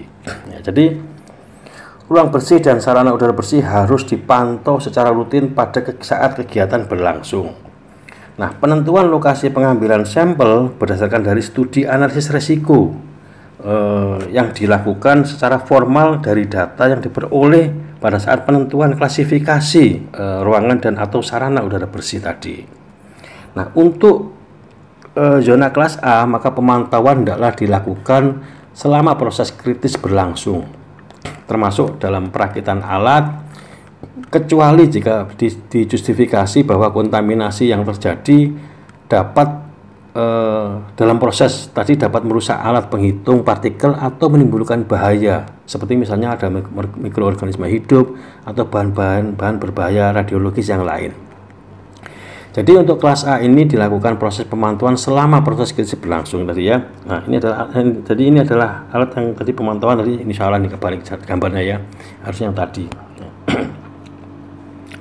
Kemudian frekuensi pengambilan sampel dan ukuran sampel dalam pemantauan zona kelas zona ini hendaklah ditetapkan sedemikian rupa sehingga mudah diintervensi. Jadi untuk pemantauan kelas A ini maka perlu dilakukan apa istilahnya? Jangan sampai nanti sudah terlanjur diproduksi banyak tapi ternyata ruangannya tidak memenuhi persyaratan, sehingga begitu diperiksa produknya ternyata juga tidak memenuhi persyaratan karena ruangannya tidak memenuhi persyaratan. Nah, sehingga harus diatur bagaimana frekuensi pengambilan sampel dan ukuran sampel ini dalam pemantauan di zona kelas A tadi. Nah, kejadian yang bersifat sementara dan kegagalan sistem apapun dapat terdeteksi dan memicu alarm bila batas waspada terlampaui. Nah, ini kita tetapkan dalam proses kualifikasi tadi, berapa batas. Misalnya begini, misalnya adalah persyaratan jumlah partikel adalah 3.520 partikel.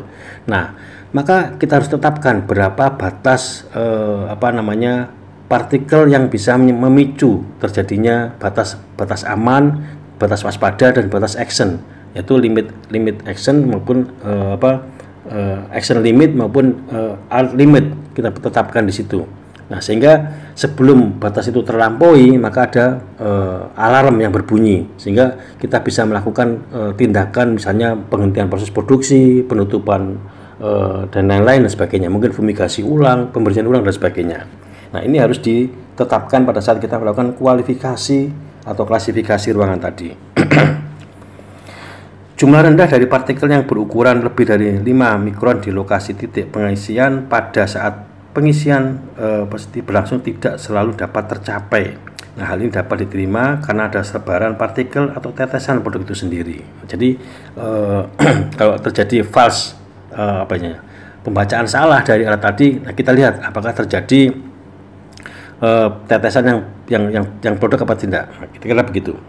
Nah, ini adalah contohnya. Kalau misalnya ini yang di ruang pemantauan. Jadi ini adalah ruang pemantauan kelas A.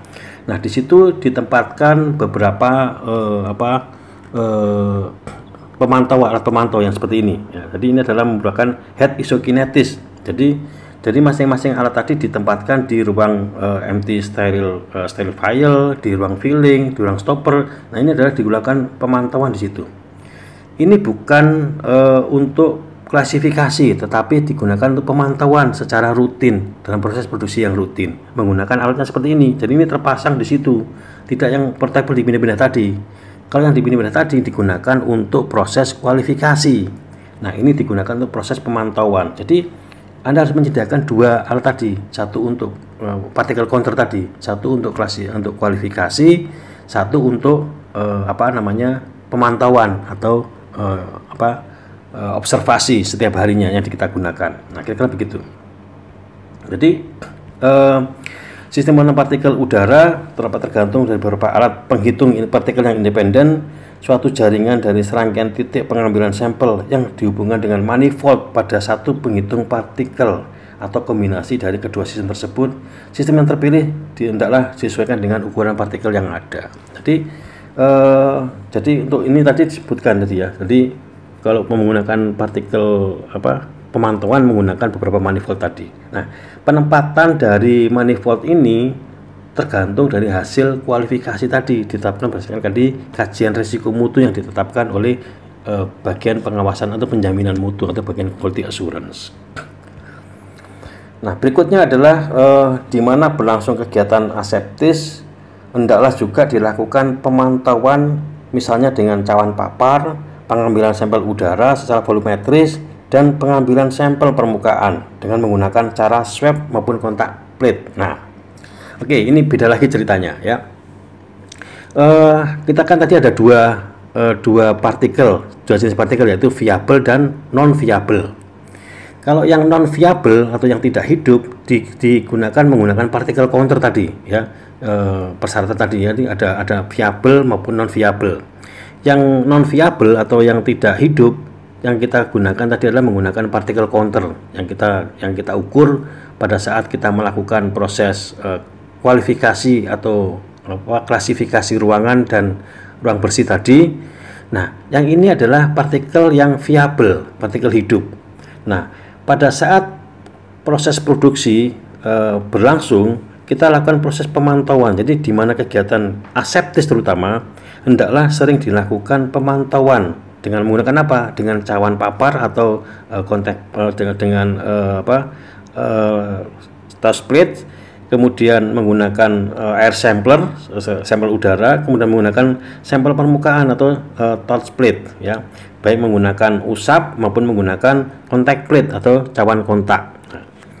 Pengambilan sampel selama kegiatan berlangsung tidak boleh mempengaruhi perlindungan zona ya. Hasil pemantauan hendaklah menjadi pertimbangan ketika melakukan pengkajian catatan batch dalam rangka pelulusan obat jadi. Nah, ini seperti tadi yang saya sampaikan di awal, bahwa quality assurance harus menetapkan jumlah bioburden.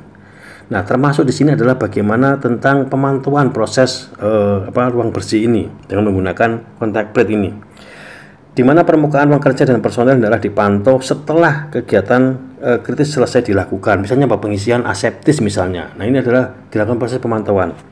Nah, ini adalah persyaratan di pedoman CPUB edisi tahun 2018. Jumlah viable partikel, batas mikroba yang disarankan untuk pemantauan area bersih. Nah, beda tadi adalah untuk klasifikasi atau kualifikasi ruangan bersih menggunakan yang non viable partikel. Nah, untuk pemantauan pemantauan ruang bersih, maka kita juga gunakan adalah menggunakan viable partikel atau partikel yang hidup, yaitu bakteri atau mikroba. Untuk ruang kelas A, untuk sampel udaranya kurang dari 1 CFU per meter kubik. Untuk cawan papar dengan diameter 90 mm kurang dari 1. Kontak plate juga sama, kurang dari 1, dan juga sarung tangan 5 fingerprint kurang dari 1. Di kelas B kurang dari 10, cawan paparnya 5, kemudian kontak plate-nya adalah maksimal 5. Sarung tangan juga maksimal adalah 5. Kemudian kelas C adalah 100 untuk yang sampel udaranya, cawan paparnya adalah 50, dan kontak cawan kontaknya adalah 25, sedangkan di sarung tangan tidak perlu diperiksa. Nah, jadi ini adalah persyaratan ya, jumlah batas mikroba yang digunakan untuk pemantauan area bersih. Nah, ini contoh adalah gambarnya. Ini adalah air sampler ya, alat yang kita gunakan untuk mengukur jumlah mikroba di dalam dalam udara tadi, yaitu maksimal tadi tergantung dari ruangannya. Kalau ruangan kelas A adalah kurang dari 1, kelas B adalah tadi berapa untuk air sampler kurang dari 10 maksimum, kelas C adalah 100 dan kelas D adalah 200. Nah, ini adalah menggunakan air sampler. Nah, ini adalah kontak plate ya. Kontak plate tadi adalah digunakan untuk melihat di permukaan ya, cawan papar. Nah, kemudian yang kita gunakan sebagai shuttle plate atau kontak yang disebut dengan cawan papar, disebut dengan cawan kontak, yaitu kontak plate ya. Ini adalah yang terpapar, ini adalah kontak plate, ini adalah yang shuttle plate ya. Nah, kemudian juga menggunakan glove finger atau 5 finger. Jadi ini digunakan untuk memantau jumlah viable partikel atau jumlah mikroba yang pada saat kita melakukan proses pengisian secara aseptis terutama.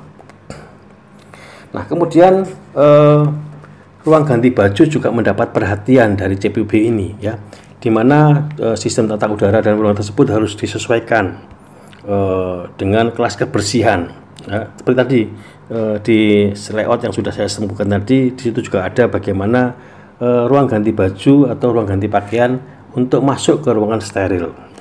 Itu disesuaikan dengan kelas kebersihan yang akan dimasuki dari masing-masing ruangan tadi. Nah, untuk ruang ganti baju ini dialiri udara yang tersaring secara efektif ya. Kemudian didesain sebagai airlock ya. Jadi untuk ruang ganti baju ini harus didesain sebagai airlock ya. Ada sistem di sistem peringatan untuk sehingga kedua pintu dari ruangan tersebut tidak bisa dibuka dalam waktu yang bersamaan. Jadi sama seperti kayak sama seperti kayak passbox atau pass-through tadi. Maka ruang ganti baju ini juga sama, disebut dengan ada sistem interlock dan untuk pintu masuk dan pintu keluar, sehingga kedua pintu tersebut tidak bisa dibuka secara bersamaan dari arah depan maupun dari arah belakang. Nah, ini bisa digunakan juga menggunakan sistem peringatan baik secara atau alarm, baik secara visual maupun secara audio. Jadi kalau kedua pintu tadi terbuka, maka akan bunyi alarmnya sangat keras, tat gitu ya, sehingga orang di sekitar tersebut bisa tahu, kedua pintu tadi terbuka tadi, siapa yang buka tadi, nah gitu ya, sehingga dapat mencegah terjadinya kontaminasi ke dalam ruang steril tadi. Nah, kemudian juga direkomendasikan ruang yang terpisah untuk jalur masuk dan jalur pintu keluar ya. Jadi untuk pintu masuk dan pintu keluar direkomendasikan, jadi tidak diwajibkan tapi direkomendasikan dengan jalur yang terpisah. Tergantung dari luas ruangannya. Terus terang saya kadang-kadang kesulitan untuk mencari area untuk pintu masuk dan pintu keluar yang berbeda. Asalkan kita bisa jaga supaya orang yang masuk dengan orang yang keluar ini dilakukan pada saat yang berbeda. Jadi kita tahu kalau ada orang di dalam, orang yang mau masuk, maka yang mau keluar harus tahan dulu. Kalau yang mau keluar ada orang di dalam mau masuk, tahan dulu, nggak boleh keluar. Jadi dalam saat yang bersamaan tidak boleh ada orang keluar dan masuknya dalam waktu yang bersamaan. Misalnya pas ganti shift, misalnya pas ganti apa, maka harus dijaga di ruang ganti baju tadi tidak boleh ada kegiatan yang berlawanan. Yang satu masuk, yang satu mau keluar, nah itu nggak boleh. Jadi kalau mau keluar ya keluar semua, kalau mau masuk ya masuk semua. Kira-kira begitu diaturnya dalam SOP-nya. Nah, ini harus juga diterapkan sehari-hari dan ini dipantau, jangan sampai ada orang yang masuk dan orang yang keluar dalam waktu yang bersamaan. Nah, ini makanya tergantung orang yang di dalam produksi tadi harus tergantung punya kedisiplinan yang sangat tinggi ya. Mau menunggu ya, kalau ada orang di dalam ruang produksi tadi harus menunggu. Kan kelihatan kalau orang di ruang ganti baju tadi. Kenapa? Karena di ruang steril ini tidak boleh digunakan sebagai tempat untuk lalu lalang orang. Nah, di dalam ruang ganti baju tadi atau ruang ganti pakaian tadi tersedia fasilitas untuk pembersihan dan sanitasi untuk tangan. Ini harus pasti ya, semprot alkohol macam-macam dan sebagainya. Nah, ini yang diatur di POPP CPOB, bagaimana desain atau skematik ruang ganti pakaian yang sudah kita pernah bahas di bab tentang bangunan dan fasilitas beberapa waktu yang lalu. Kemudian yang tidak kalah penting adalah personel ya, personel yang bertugas di dalam ruang produksi tadi, karena ini adalah merupakan salah satu faktor yang sangat penting sekali dalam proses pembuatan produk steril ya. Hanya personel dalam jumlah terbatas yang diperlukan yang boleh berada di area bersih ya. Hal ini penting karena apa? Karena khusus pada produksi aseptis, terutama ini penting khususnya pada proses pembuatan secara aseptis ya. Inspeksi dan pengawasan dilaksanakan sedapat mungkin dari luar area produksi ya, sehingga tidak terlalu banyak orang ada di dalam ruang produksi. Kenapa? Karena orang adalah sumber kontaminan ya, sehingga tidak boleh ada banyak orang dalam ruang produksi, terutama untuk produksi yang aseptis. Nah, personel yang bekerja di area produksi, area bersih dan steril harus dipilih secara seksama ya, untuk memastikan bahwa mereka dapat diandalkan untuk bekerja dengan penuh disiplin dan tidak mengidap suatu penyakit atau dalam kondisi kesehatan yang dapat menimbulkan bahaya pencemaran mikrobiologis pada produk yang bersangkutan. Saya pernah ceritakan beberapa waktu yang lalu bahwa saya pernah bekerja di suatu perusahaan farmasi yang bahkan seorang dari si auditor mengatakan, "Pak, you're saved by your employee." Pak, Anda diselamatkan oleh karyawan Anda. Nah, saya termasuk di perusahaan tadi adalah bahwa kenapa? Karena karyawan yang masuk ruang steril ini harus terpilih, betul-betul yang terpilih, yang betul-betul disiplin sangat tinggi ya, militan, kalau perlu orangnya kayak robot ya. Kalau suruh A ya A, B ya B gitu ya, istilahnya gitu ya. Kenapa? Karena dengan disiplin yang tinggi maka bisa diperoleh produk-produk yang berkualitas tinggi, meskipun alat yang kita gunakan alat yang kuno ya. Kita menggunakan mesin kuno, kita menggunakan alat sterilisasi kuno, tapi tidak pernah ada sekalipun produk tadi recall oleh Badan POM. Kenapa? Karena operator yang bekerja terutama di produk steril tadi betul-betul sangat disiplin sekali orangnya ya.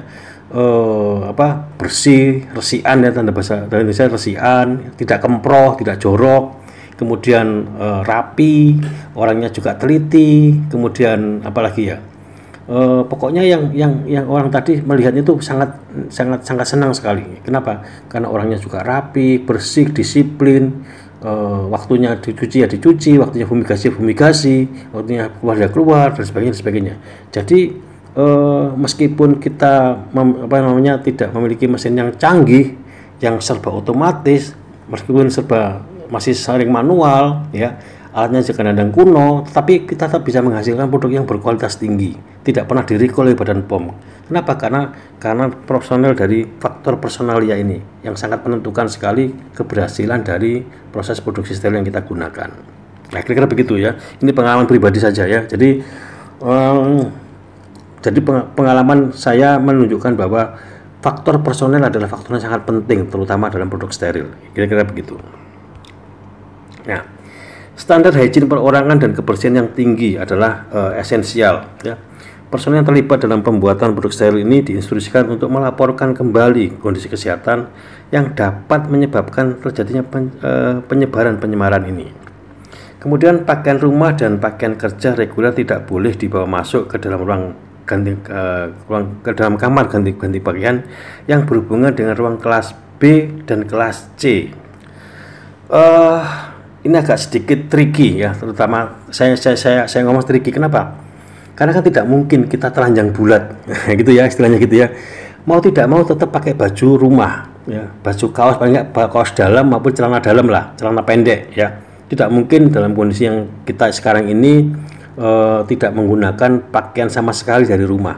Nah, bagaimana mensiasatinya? Kan di CPW disebutkan situ ya, bahwa pakaian rumah dan pakaian kerja reguler tidak boleh dibawa masuk ke dalam kamar ganti pakaian yang berhubungan dengan ruang berkelas B dan kelas C. Untuk tiap personel yang bekerja di kelas A dan B, maka pakaian kerja steril harus diadakan setiap hari Senin kerja. Oke. Nah, kalau saya mensiasatinya seperti ini, kan terutama untuk yang kelas A dan kelas B. Ini kelas AB ini yang sangat penting. Kenapa? Karena kita sangat tergantung dari kerja aseptis. Nah, kalau saya menggunakan strategi double cover, double layer. karena kita tidak mungkin tanpa baju sama sekali, ya, tanpa kaos, tanpa celana dalam, kan lucu kan gitu ya.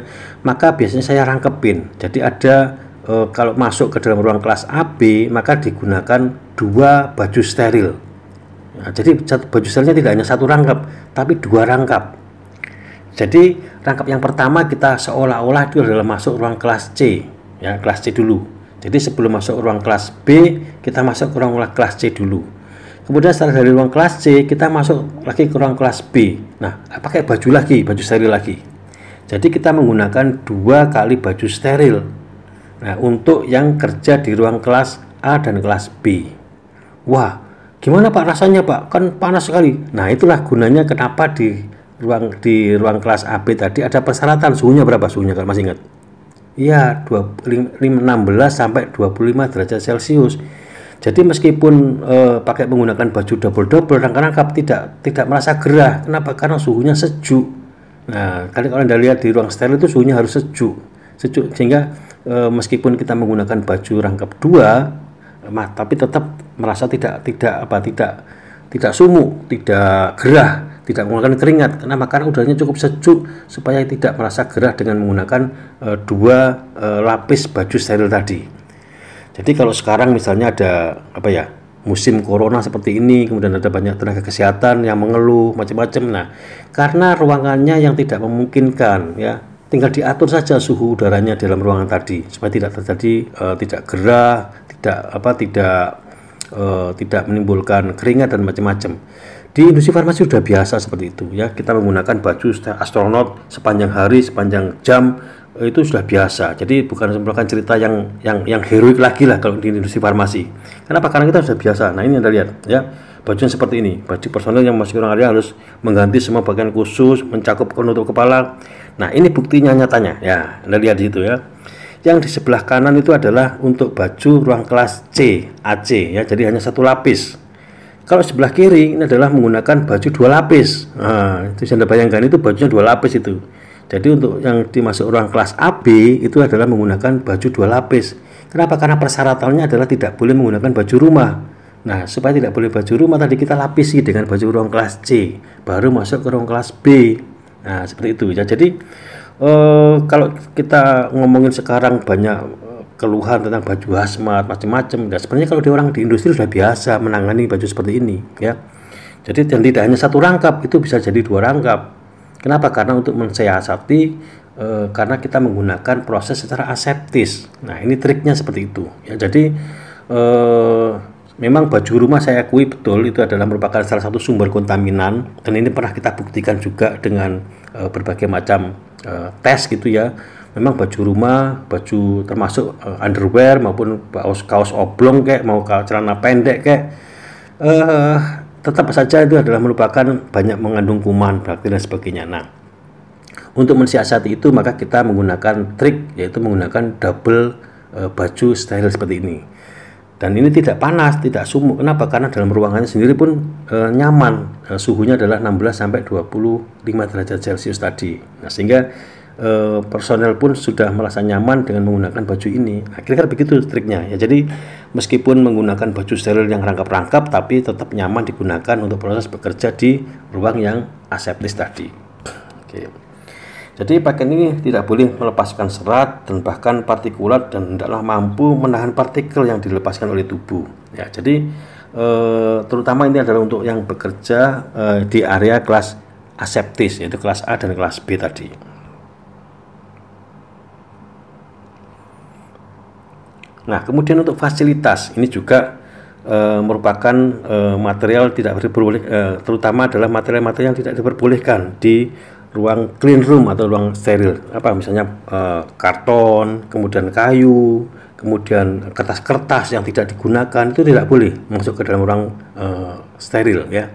Ruang kelas A, B, dan C ini adalah merupakan terutama adalah untuk fasilitas material yang tidak diperlukan. Perlu dibuang semuanya, ya, tidak boleh ada dalam ruangan tadi. Kemudian juga, nah ini yang penting, bagaimana proses pembersihan tadi, ya. Tidak boleh ada menggunakan sapu, nah, ya. laki-laki ketemu dengan sapu kan, bahkan jangankan di ruangan steril ya, di ruangan non steril aja tidak boleh ada sapu. Nah, apalagi ruang steril. Nah, jadi pembersihan menggunakan vakum di all access surfaces yang bisa dijangkau.